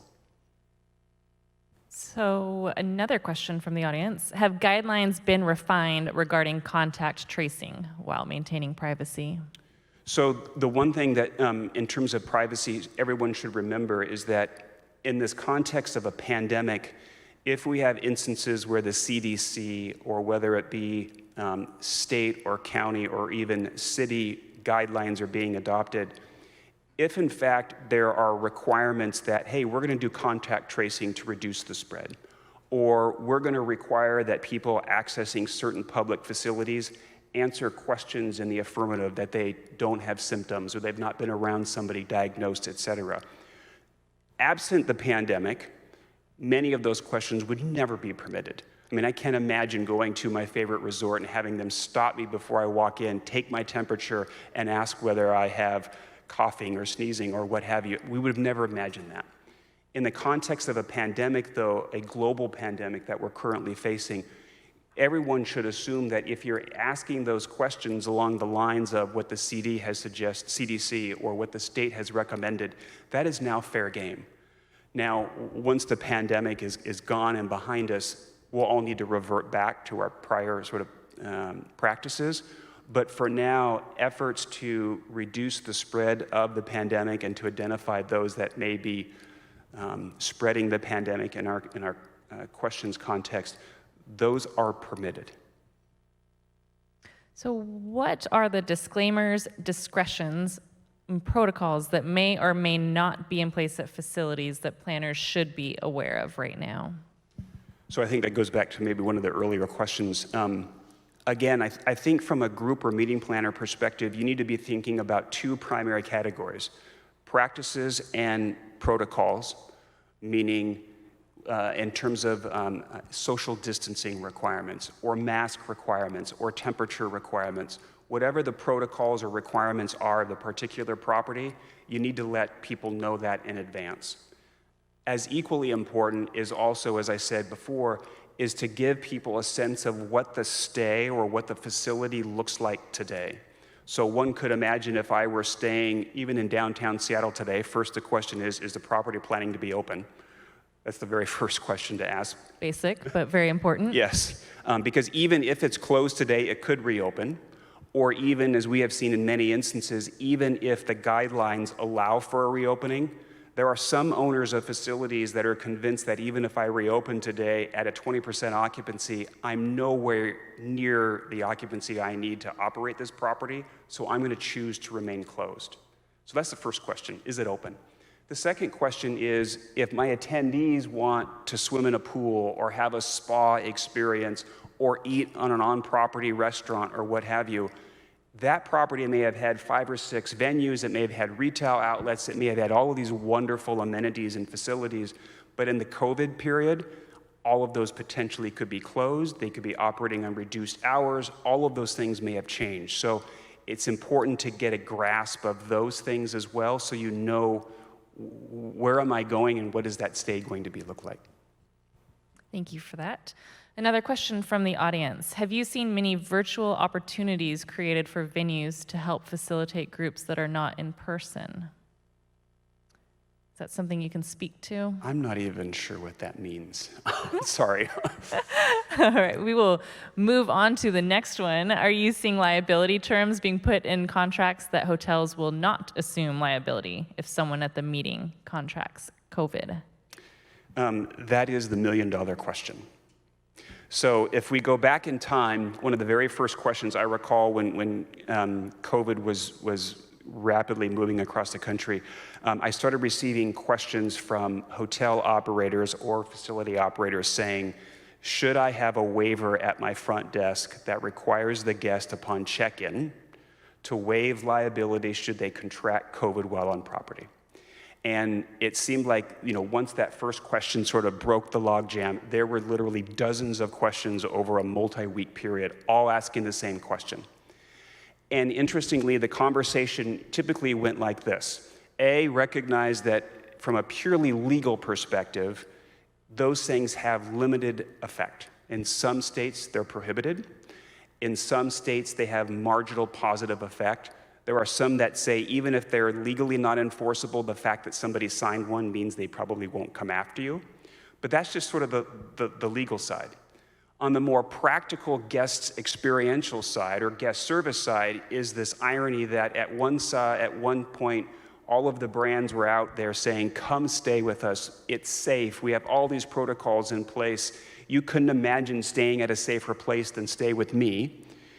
But if that's what you're telling people when they're choosing among properties, and that's why perhaps they've chosen you, and then when they arrive on property, you say, hey, yeah, I know it's a really safe and clean place to stay, but just in case, would you sign this waiver in case you get sick?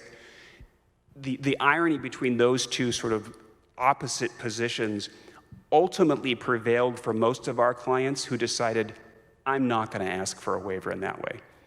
Interestingly, when the conversations came back around again, it was many times owners of facilities who were saying, listen, I really want this protection in place. There are sort of ramifications about doing that.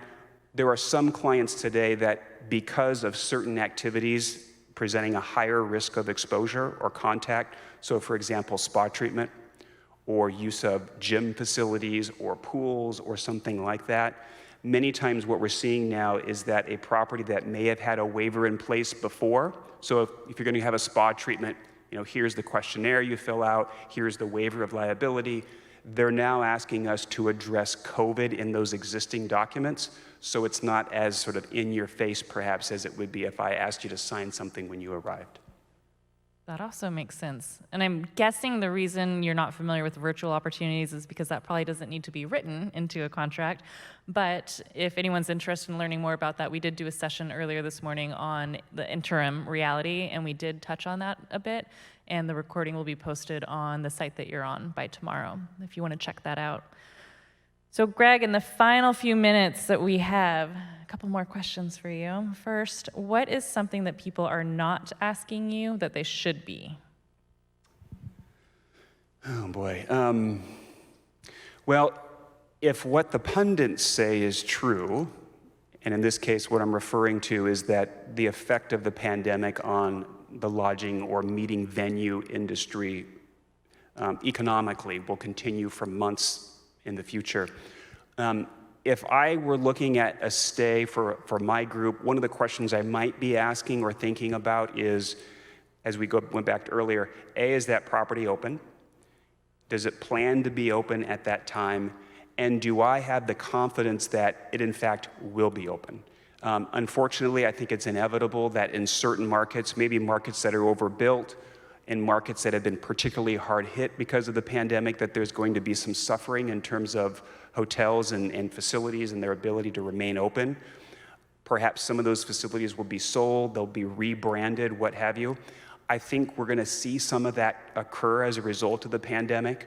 So if I'm really concerned about holding my meeting, let's say 12 months from now at this facility, and the reason I'm staying there is because I particularly like the brand or I like the operator or whatever it may be, I might start having in the back of my mind, what is that going to look like 12 months from now? Am I confident that that facility is going to be open and operating? Some groups we're seeing now are asking for escrows on deposits that are being paid to make sure that those deposits are available to be used for the meeting. So that is perhaps one way in which we're seeing people address that risk. Great. And now, time to pull out that crystal ball of yours. What does it say about the future of group business? Let's say 12 months, 24 months, and 36 months from now. Well, so the first thing I guess I would say is that I tend to be a subscriber of the positive view of the travel industry, which is, and I think Arnie Sorensen of Marriott has also said this many times, I don't agree with those that say that travel is dead. We've all been through cycles before, those of us that have worked in the industry through many different cycles. Yes, this may be a particularly difficult cycle, but the industry comes back. I don't know about you, but Zoom meetings are great, but about 20 minutes in, I'm usually staring around, I'm looking at my phone, whatever it may be. It's not this, right? And for me, for example, if I'm working with a new client, The best thing for me to do is to go visit that client and get to know what's going on, what are their needs, where's their business going. It's that kind of conversation that just doesn't occur very well telephonically or through Zoom or what have you. So travel is going to continue. Meetings will continue. Group events will continue. In my mind, it's a question of when. 12 months, I think there's so much uncertainty. We're going to be coming out of a pandemic, and we're all going to be talking about, well, can we hold the meeting now or not? And what does it look like? So that's the 12-month forecast. 24 months, I think, will be closer to normal, though there's going to be inevitably some hangover from, wow, remember the COVID period and how we did things? That should apply now. I'd like to say 36 months from now, we're back to being as normal as possible. Love your crystal ball. Well, thank you so much, Greg, for being with us today. Absolutely. Thank you, everyone, for tuning in. And stay with us. We are going to head to break, but right after, we will have Arden Kleiss join us for the art of running effective, efficient, and inclusive meetings. Thanks so much.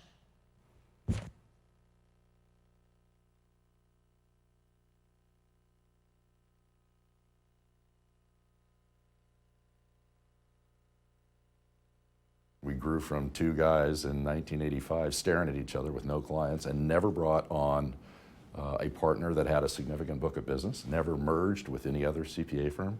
We grew it organically, and we have clients to this day that are some of those initial clients that we've had for over 30 years. We're a full service firm, so we can do tax, audit, but we can also do international tax, state and local taxes, estate planning, wealth management. Basically, all of their needs we can take care of here, or we have resources that we've developed or relationships we've had for a long time that we can help them with. We're going to care about our clients' families and companies as if they were our own. And I think that's a pretty powerful statement. And if I cared about you as if you were part of my own family, or your company as if I was the president of it, I'd say that's a pretty strong statement and a pretty big commitment.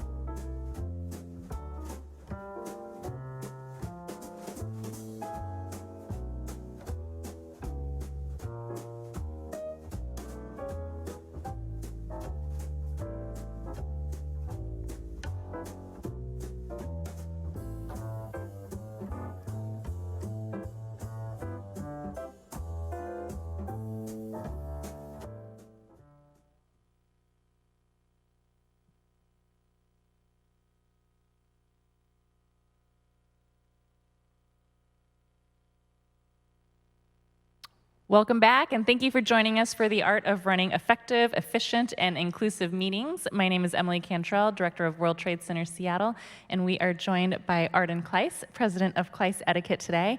And we all know that meeting fatigue is real, so how can you keep your meetings running on course and increase productivity?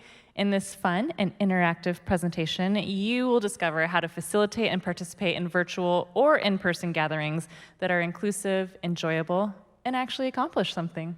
Arden, welcome. Thank you so much, Emily. I'm so happy to be here. I hope you all have had a wonderful summit so far.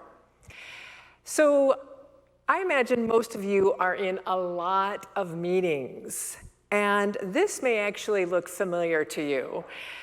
Disinterested, unengaged, bored participants. Perhaps you have even been one of those bored participants. Well, there might be a reason for that. There is a reason. Let's look at some statistics around what's going on in meetings. So the average meeting goer attends 62 meetings per month. Wow. And they spend 31 hours in unproductive meetings, wasting their time. Let's look at how they spend their time. This is really interesting. 91% daydream. Wonder what I'm going to make for dinner tonight. What's my weekend going to look like? They're not listening. 39% of those people in the meetings are sleeping, actually asleep, have no idea what's being talked about. And 73% do other work. So people are just not really engaged, and especially now that so many meetings are online, it's really easy to check out. There's other issues that we need to address as well, and that is some inclusion issues. So according to research, men of color and women are more than twice as likely to be interrupted. When you're consistently interrupted, you stop sharing, you stop participating, you shut down. So you're missing out on really crucial, important information because people are not interested in what's going on in your meeting. But there's a way to change that. So there are 9 steps for effective and inclusive meetings. And we're going to first pause and just talk about what an inclusive meeting is. So this comes from Atlassian. In an inclusive meeting, everyone gets a chance to contribute and all voices have equal weight. So that means everyone feels important, everyone feels involved, everyone feels they have an opportunity to speak up. And that's a really important thing. So number 1 for having more effective and inclusive meetings is to make sure you have an objective for your meeting. It's amazing how many times people put together meetings and have no idea why they're meeting, what the goal is, what do you want to accomplish. So you need to sit down and think about, why are we gathering? And if you can't answer that, don't meet. So here are 3 reasons for having a meeting. Number 1 is to share information. So it could be to convey a change in the organization, policy, people, projects, etc. To make decisions. So it could be strategic planning, pitch meetings, and project meetings. And the 3rd reason for a meeting is to solve problems. So this could be brainstorming, discussion, or feedback. So if your meeting does not have any of those purposes, and you can't say what it is you want to accomplish, don't meet. So I want you to think about a meeting that you have upcoming that perhaps you're facilitating. What could that goal or outcome be for that meeting? What is it that you want everyone in that meeting to walk away having accomplished? And sometimes it's as simple as we just need to understand what everyone is working on, but make sure that that's really clear. So number 2 is to schedule the meeting thoughtfully. So when you're thinking about when, what time, what day you're going to have your meeting, there are certain times and days that are not good meeting times. So you probably all can imagine that Monday morning is definitely not a good day to have your meeting. People are coming back from the weekend, they're focused on what was going on, they want to catch up on their email, they're not in work mode yet. So Monday mornings, bad idea. The other day is Friday afternoons. Just the opposite, people are getting ready to go on to the weekend, they're kind of wrapping up their work, they're done. And their brain cells are not invested in their work. So I actually, years ago, worked at a large company, and one of the managers, not someone I reported to, would schedule meetings on Friday afternoon on a ferry boat to go to his house, and his employees had to go on that ferry boat with him and have the meeting on Friday afternoons. He'd get off, go to his house, they would then have to come back. Obviously not a good idea. The other thing too is think about how far in advance you schedule the meeting. So you do not want to call a meeting the same day as the meeting that you want to have, because people are busy, they have things on their calendar. You want to schedule a meeting at least 2 days in advance. Give people enough warning. So number 3, choose your attendees with care. So I want you to think about, so often we think the more people, the better. Not true. And for several reasons. Because more people means more voices. It means less opportunity for everyone to contribute. It means that there may be people in there that have no need to be there, no interest, or nothing to contribute. And the other thing is, you need to really think through, am I inviting people who will represent a diversity of opinions and views? So this is your inclusion opportunity as well. So think about, do I have a balance of people who are extroverts, introverts? Do I have a balance of people from different organizations or different departments that can bring their perspective, bring their expertise? The other thing too is to think about what level of person you want in the room. Does it need to be the director or the manager? Can it be an employee that is a frontline or lower level employee? If it's important to have that senior level person, make sure you state not to have substitutions, that you don't allow substitutions. I remember often being asked to attend meetings for my manager, and sometimes it wasn't a good idea for me to be there because I just didn't have the expertise or the knowledge that she had. So it is really important that you ask, make it clear if their substitutions are allowed or not. So this one may seem really, really obvious. I really believe in agendas, and I know many people do have agendas, but it's actually surprising at how many organizations don't use agendas or how many people don't use agendas.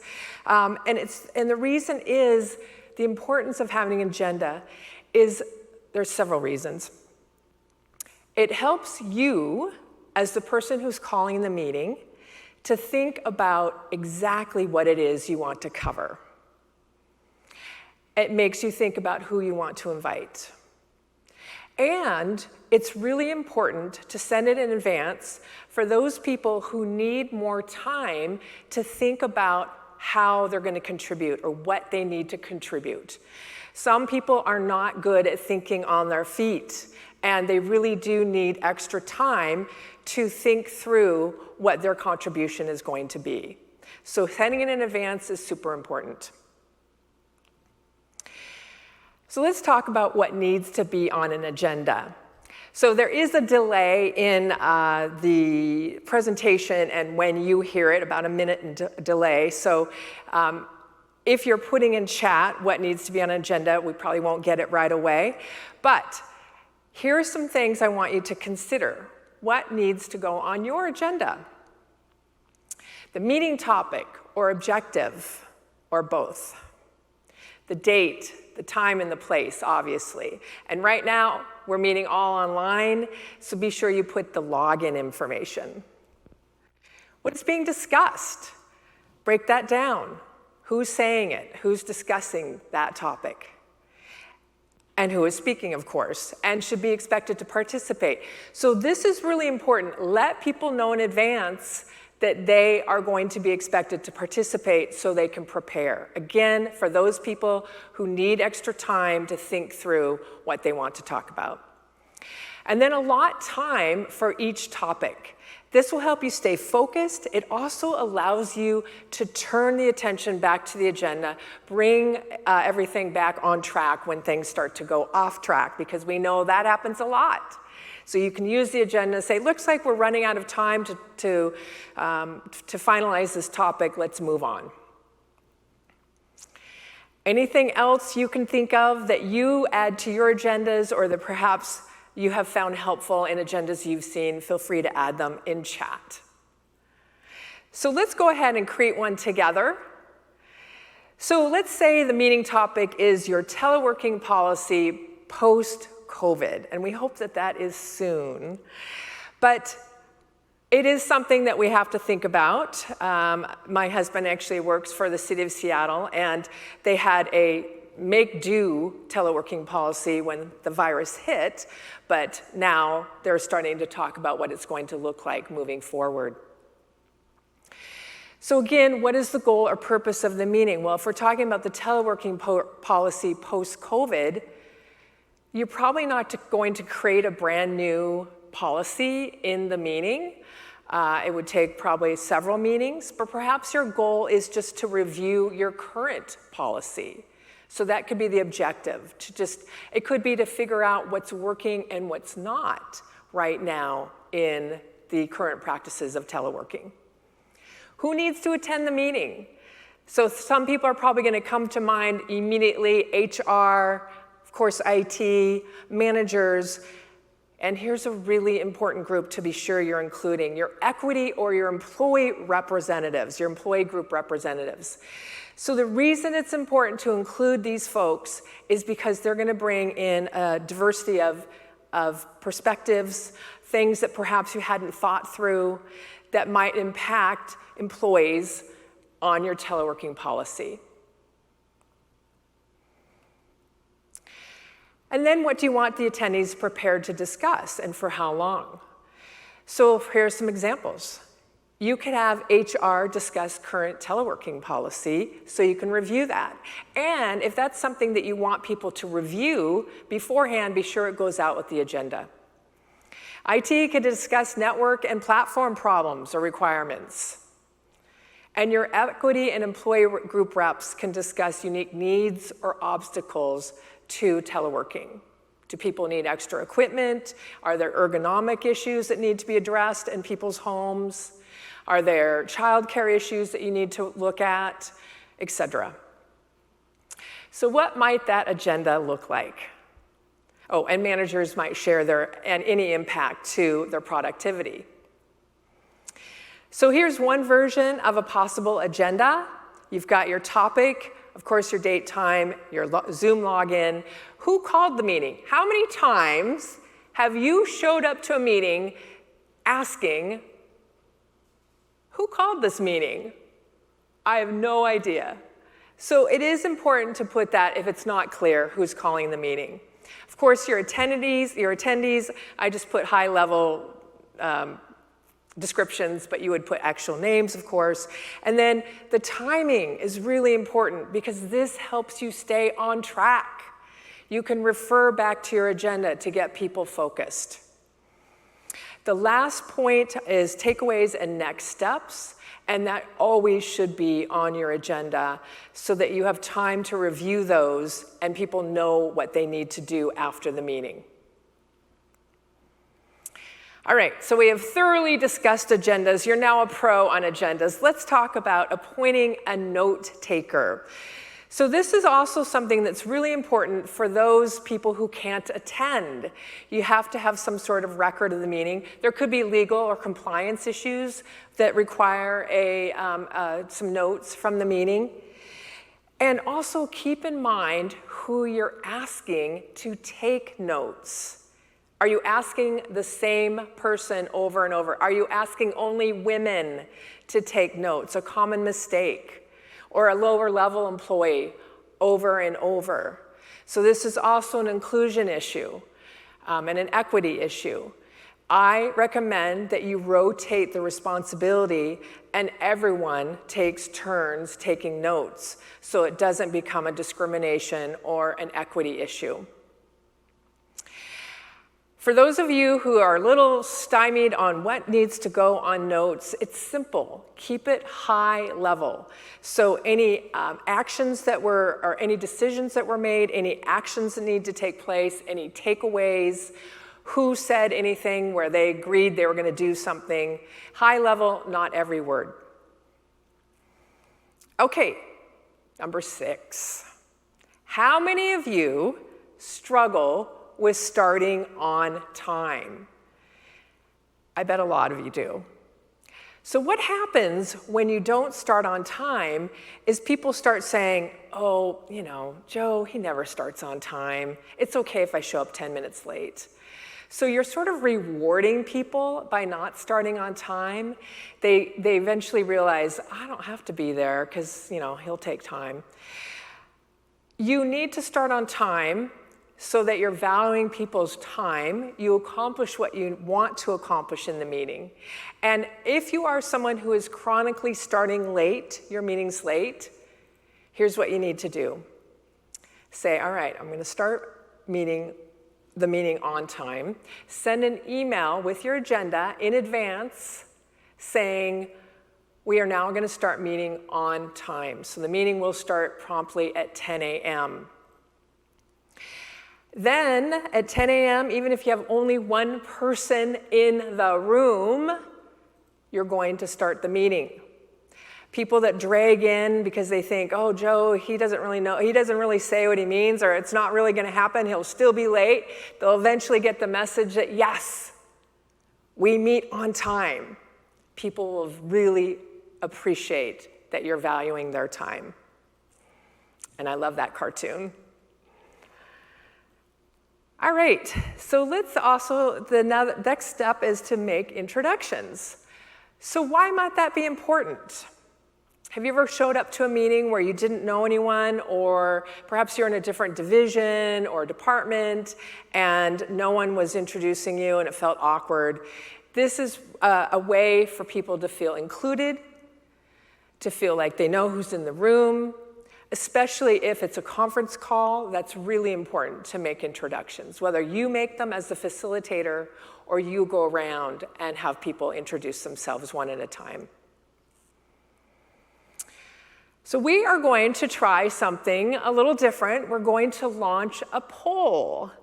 And the question is, how do you involve the quieter members in your meetings, the quieter participants?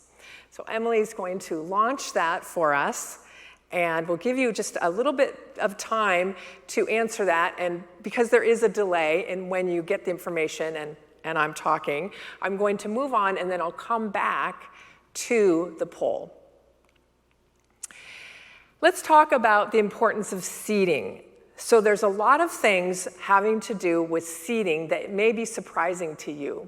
So one of the things that you need to pay attention to is the importance of allowing everyone to sit around the table.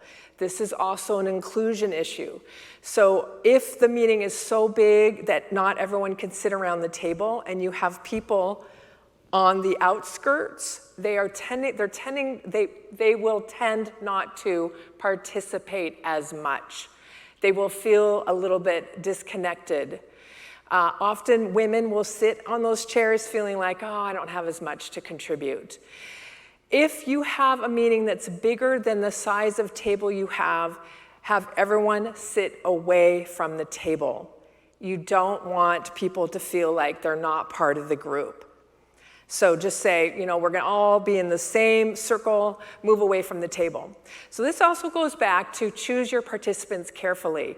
So when you think about how big the room is, how big the table is, think through, do I have enough space for everyone to attend? So the other thing that I want to point out is a couple really important places to sit if you want to be sure that you're seen and heard by the facilitator. So if you're looking at this diagram, seat number 1 is the facilitator. So if I were to ask you, if you wanted to be sure that you got the facilitator's attention, where do you think you might sit? You might be surprised. I think probably most of you will get one of those seats, but the others might be a little bit surprising. So those seats are 5, 3, and 7. So I think 5 is really obvious. You're sitting across from the facilitator, but seats 3 and 7 may be surprising because it feels like they're a little bit hidden. They're not. And the reason is when you think about talking to a room, we usually don't pay attention to the people closest to us. We look further down the table. So 2 and 8 get ignored. 4 and 6 are sort of hidden because they're at the end. So those seats 3 and 7 are more visible. What if you have participants that always get into it, always disagree, always take the meeting off track? There is a place that you can ask them to sit, or you can use place cards to have people know where to sit. And those are, well, you can put them on the same side of the table with a person or people between them. So they can't see each other, they can't engage, and that will help keep your meeting on track or a little bit more positive if they tend to be kind of negative. No poll, do we have poll answers? The poll took a minute to launch, so apologize for the delay, Arden, but can we ask a question while yes, we wait? So absolutely.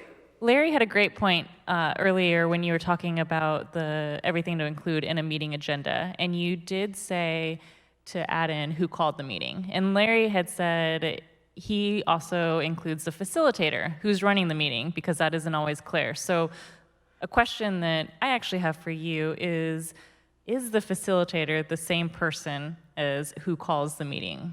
Yeah, thank you so much for those questions. No, they can be different. You can have an assistant who calls the meeting, and then, you know, the assistant's manager run the meeting. So it can often be 2 different people. So good point, yes. If the facilitator, or the person who called the meeting is different from the facilitator, do note that on the agenda. Thank you for that question.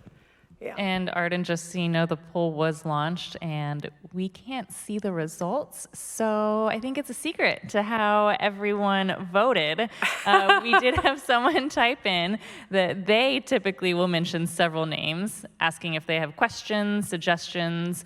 It avoids putting one person on the spot. And then if anyone else has tips, feel free to put them in chat and we can relay them to Arden. But apologies for a little technical glitch.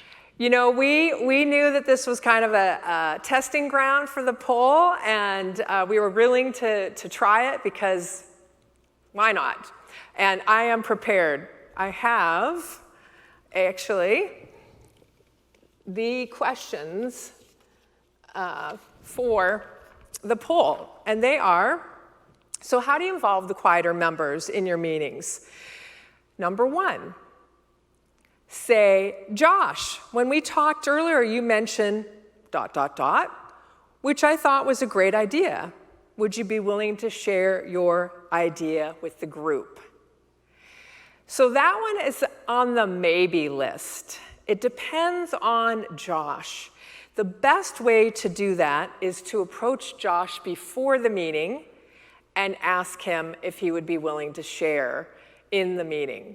It's a little bit more uncomfortable to be called in the meeting, but if Josh seems comfortable with being able to, once prompted, to share, then that would probably be fine.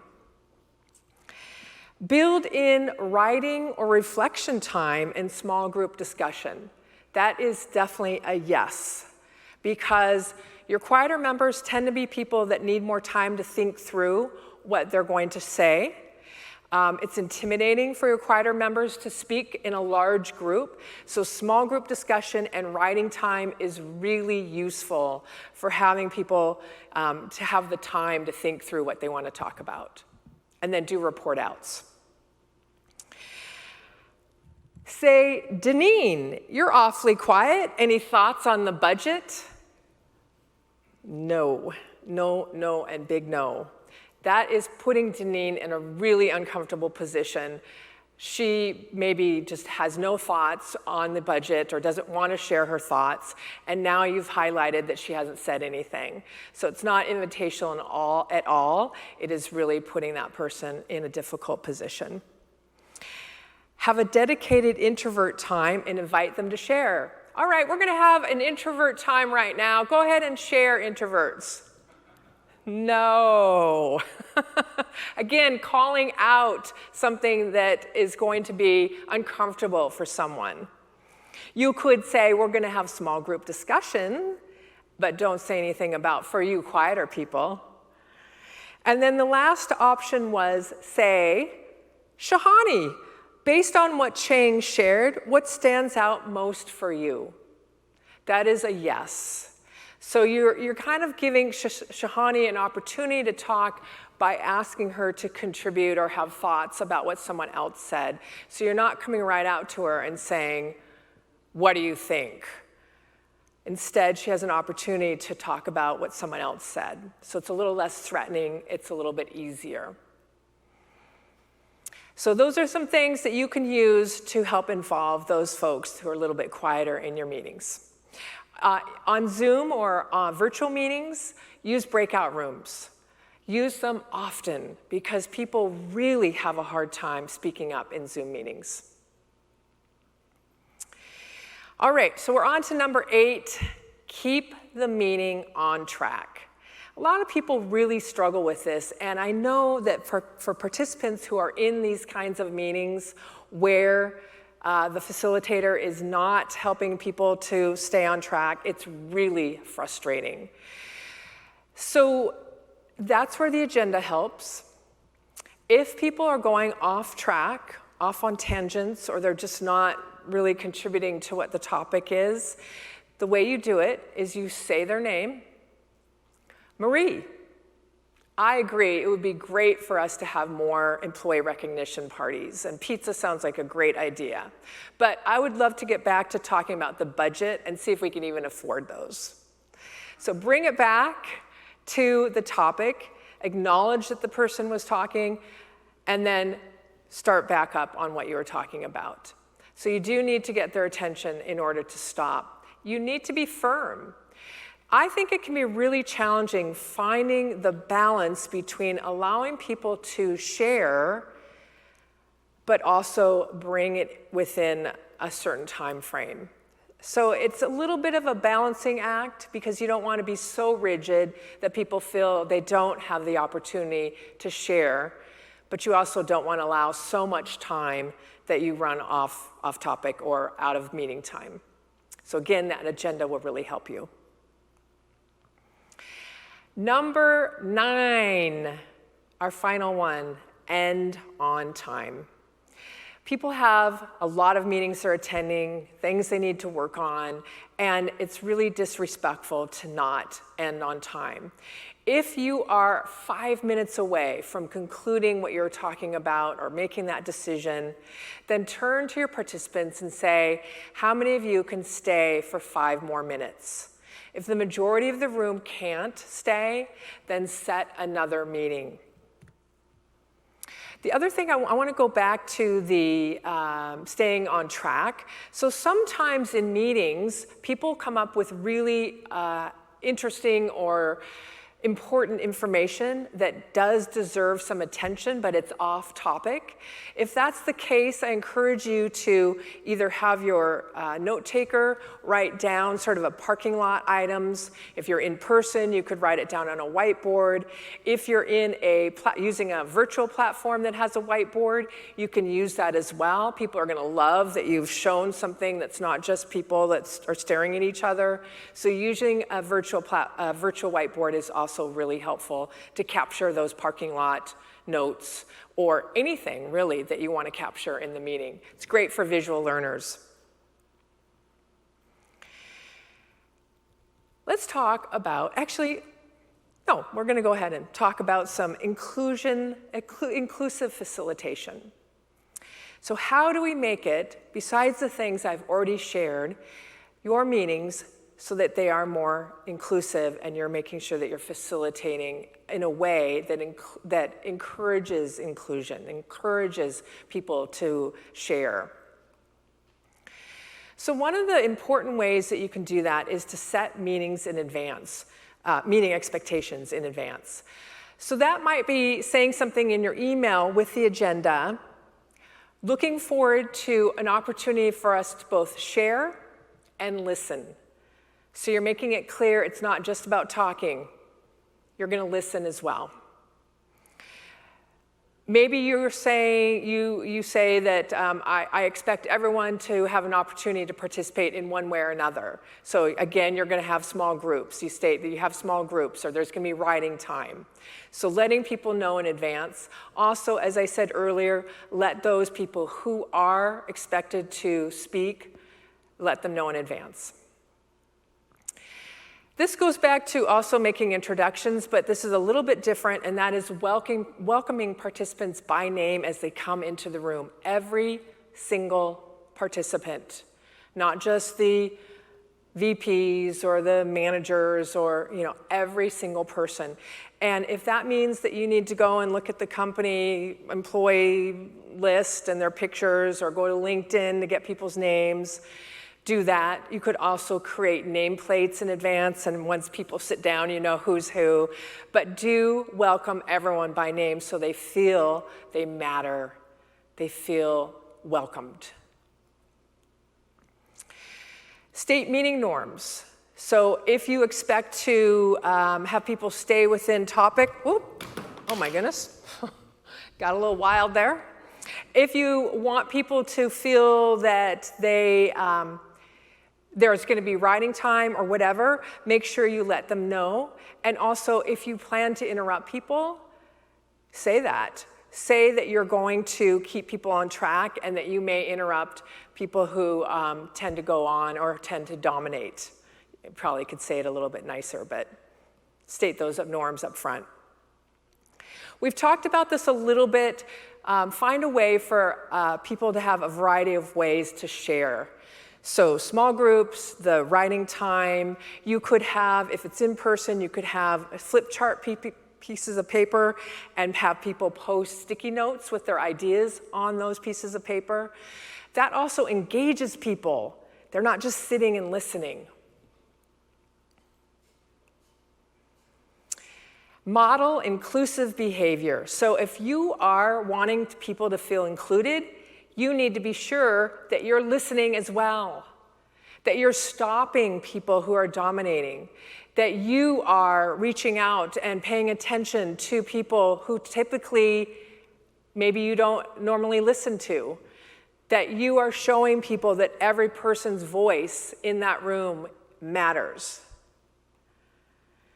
And then, of course, encourage equal participation by all. I mentioned this one, do stop dominators. So you're always going to have your extroverts, those who really love to talk. And we love you extroverts because you keep it fun, but you do need to rein them in and have opportunities for your quieter members to share. So I'm seeing some questions and answers, and some of them we're going to discuss in just a moment, and that is when we talk about meeting manners. So one of the questions was, can you talk about the top things not to do in a meeting? So I'm actually going to invite you to put in chat those things, Actually, I'm gonna go back. Those things that annoy you that other people do in meetings, whether in person or virtual. And again, we have a little bit of a delay, so I'm gonna move on while we do that, and then I will address some of those questions that you have. So Arden, before you move on, can we actually take a step backward for a minute? Yes. And this goes back to our poll, not poll, but a few people did put in chat some things that they do in meetings, and would just love to get your thoughts on this. So one person said, I speak to those who typically are on the quieter side in advance and let them know I am including them in the meeting because I am interested in their point of view. Love it, love it. Another one, Stephen says, have everyone write their names on a slip of paper, then draw names to answer topics or questions to ensure randomized participation. That can be a little challenging for people who really have a hard time thinking on the top of their toes, thinking on their feet. I like that it does encourage participation. Maybe you could let them know what some of the topics would be in advance, just so people aren't feeling like, oh, I don't know what to say about that, and they haven't had time to prepare. But I love that it's being inclusive. And a couple more. If attendees don't already know one another, and you did touch on this a little bit, each of the participants should be introduced at the beginning of the meeting with relevant details and/or experience noted. Yes, great. And finally, another practice. This is what Larry uses. As some folks process information and their reactions more slowly, you could say, if you have other ideas or suggestions, etc., get them to me by fill in the blank when it is possible. And Larry has good luck with this and often gets great input that way. Yeah, I like that, definitely, because it is honoring people who do need a little bit more time to think through what they have. Maybe they're feeling intimidated in the meeting, so that's a great approach, yeah. Good. All right, so while we're waiting for you to put in chat the annoying things that people do in meetings, I'm gonna move forward and then we'll come back and revisit that. So here are some ways you can make your meetings more fun. So here's something for in-person meetings, especially brainstorming meetings or anything where you are trying to get people to open up and share ideas. To stop those people and say, oh, that'll never work. Or we've tried that, it didn't work. Have these fun little cush toys and people can throw it at someone who says that'll never work. Oh, give it a chance, give it a chance. So just some fun levity in an in-person meeting. This can be in-person or virtual. The Never Have I Ever game, and there's a variety of ways that you can do this, but you have one person start, they state something that they've never done, but they think other people in the room have. And one version I read about was everyone holds up their 10 fingers, and then if they've done any of those things that people state, they put a finger down, and then you see who has the least number of fingers up at the end.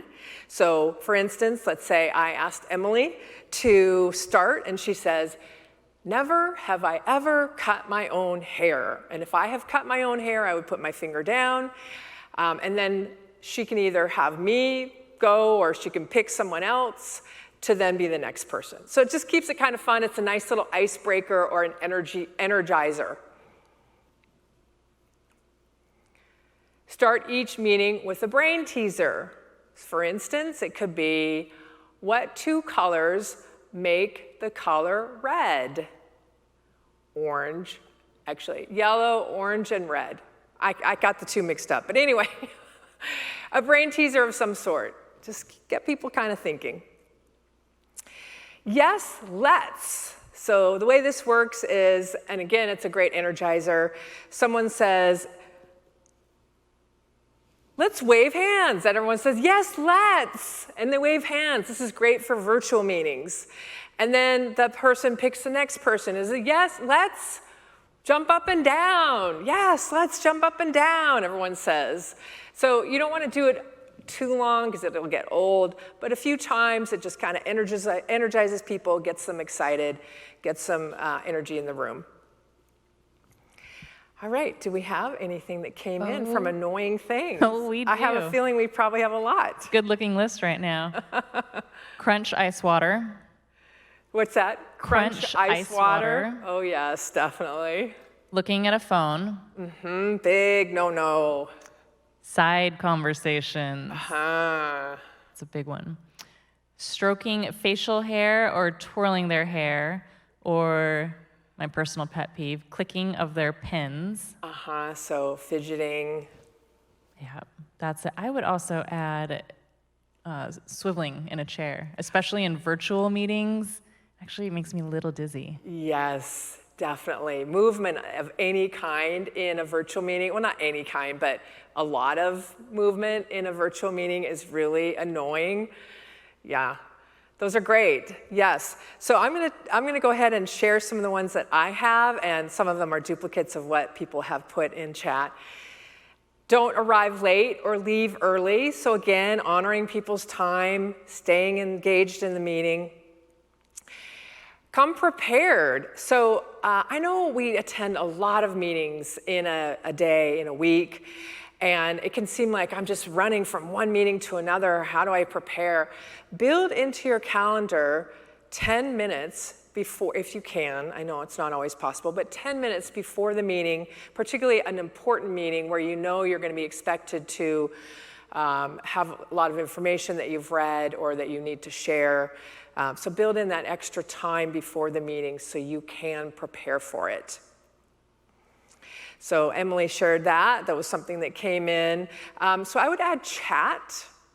In virtual meetings, a lot of people will chat with everyone or even just with individuals.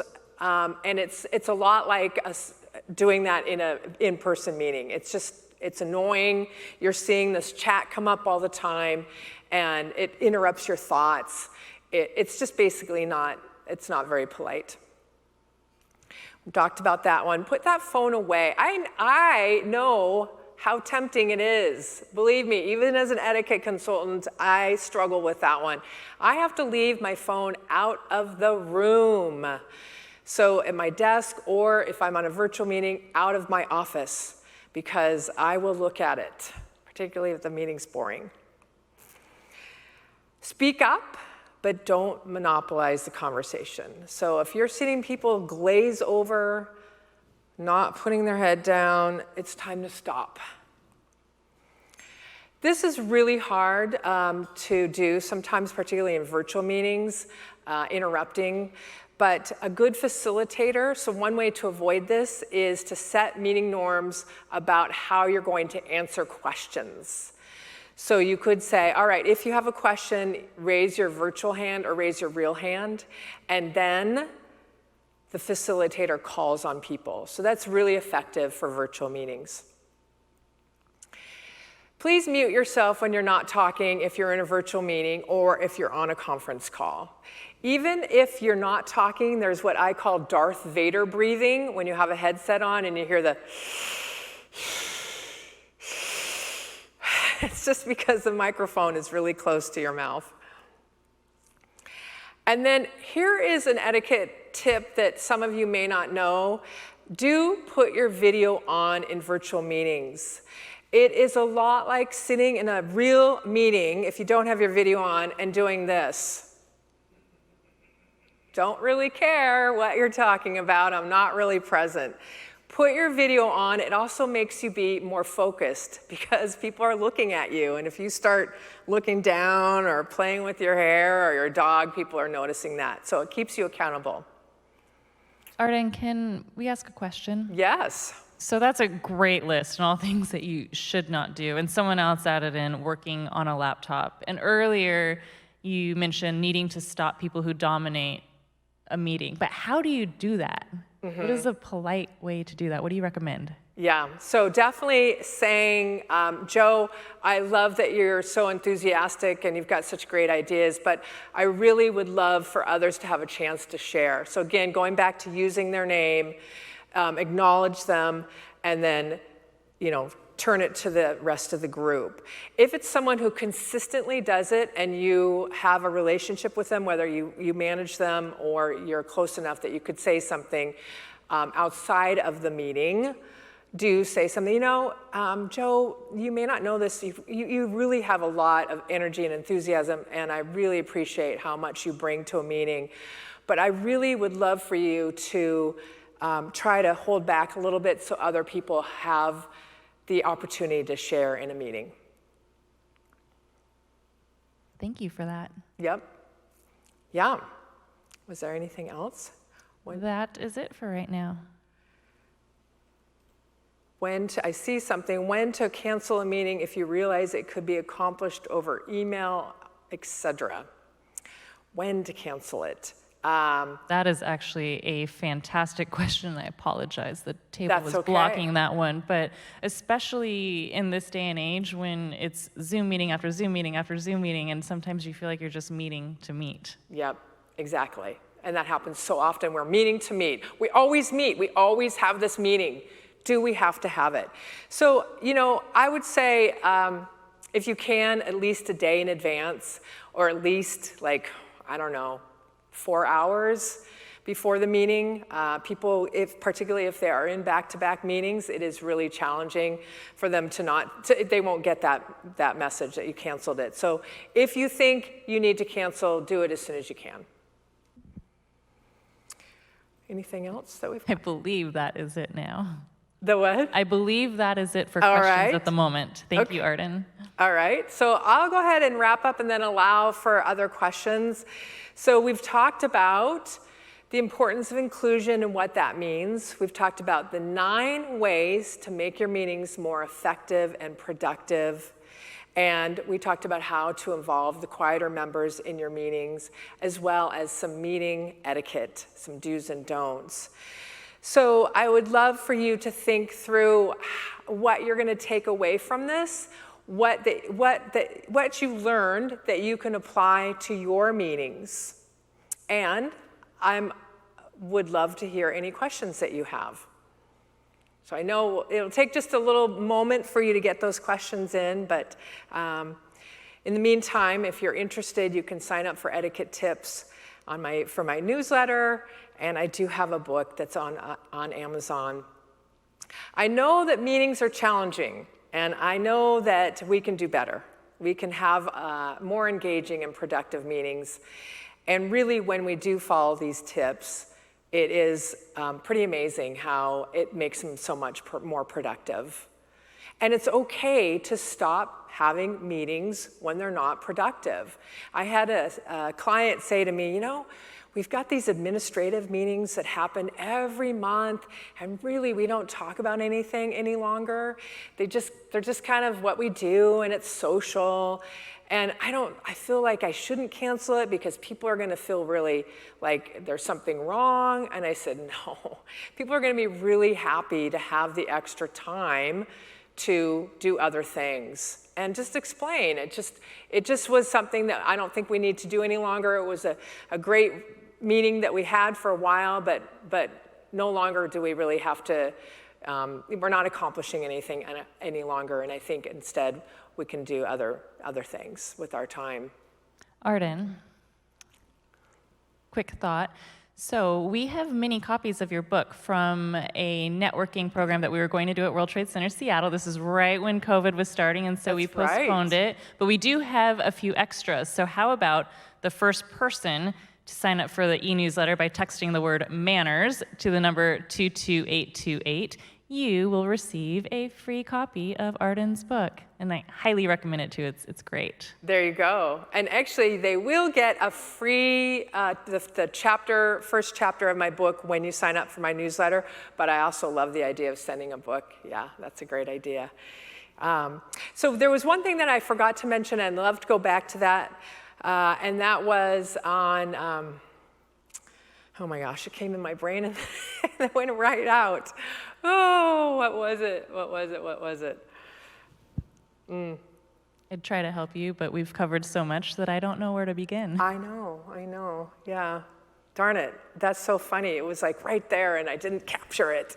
But once you stop about it, it'll probably come back to you. That's It'll get normally back how to it me. happens. I know, it's true, yeah. Yeah. And we do not have any additional questions. So what we could do, which I know a lot of people appreciate in this day and age, is ending early. Arden, do you have any final thoughts for wrap up? I don't, but thank you all for attending, and I hope that you've gotten a lot from the whole summit and that you go and do some networking, because it sounds like a lot of fun. Yes, Arden, thank you so much for being here and for this fabulous session, and glad you brought up networking. So this is the last program of the day, but we do have 2 wonderful hours of networking coming up, and this is through the Remo platform, which if you've listened to our earlier sessions, you've heard us talk about it a fair amount, and it's really fun. You enter a virtual room, take a seat at a virtual table, and have face-to-face video conversations with everyone around your table. You'll hear from our networking sponsor, Bernstein Porter. So that runs from 1 to 3. It does require separate registration from when you registered here, and the link to that is on the site that you're on right now. So if you click on networking, it'll take you to the registration page. So Arden, thank you again. We appreciate you. Appreciate everyone joining us today. And coming up tomorrow is day 3 of the Puget Sound Economic Summit. And tomorrow is all focused on travel and tourism. It'll be a fantastic day. We start out with Tom Norwalk of Visit Seattle and Elliot Ferguson, who's board chair of the U.S. Travel Association. And Tom and Elliot will give us a national and regional perspective and outlook 6 months into the historic impacts that have devastated our industry. But this will be a message of hope and optimism, something that we could all benefit from hearing. You'll also learn about our region's recovery plan that's in the making. We'll hear from Ben Minicucci, president of Alaska Airlines, and Stein Cruz, group CEO of Holland America Group and Carnival UK. They will talk about how they're planning for the future and prepping for the resurgence that is in demand. And that is followed by the state of the port. And we will end with a session on creating inclusive cities through tourism. So we look forward to seeing you tomorrow. I hope to see you in networking starting at 1 p.m. and tomorrow at 8 a.m. Have a great day.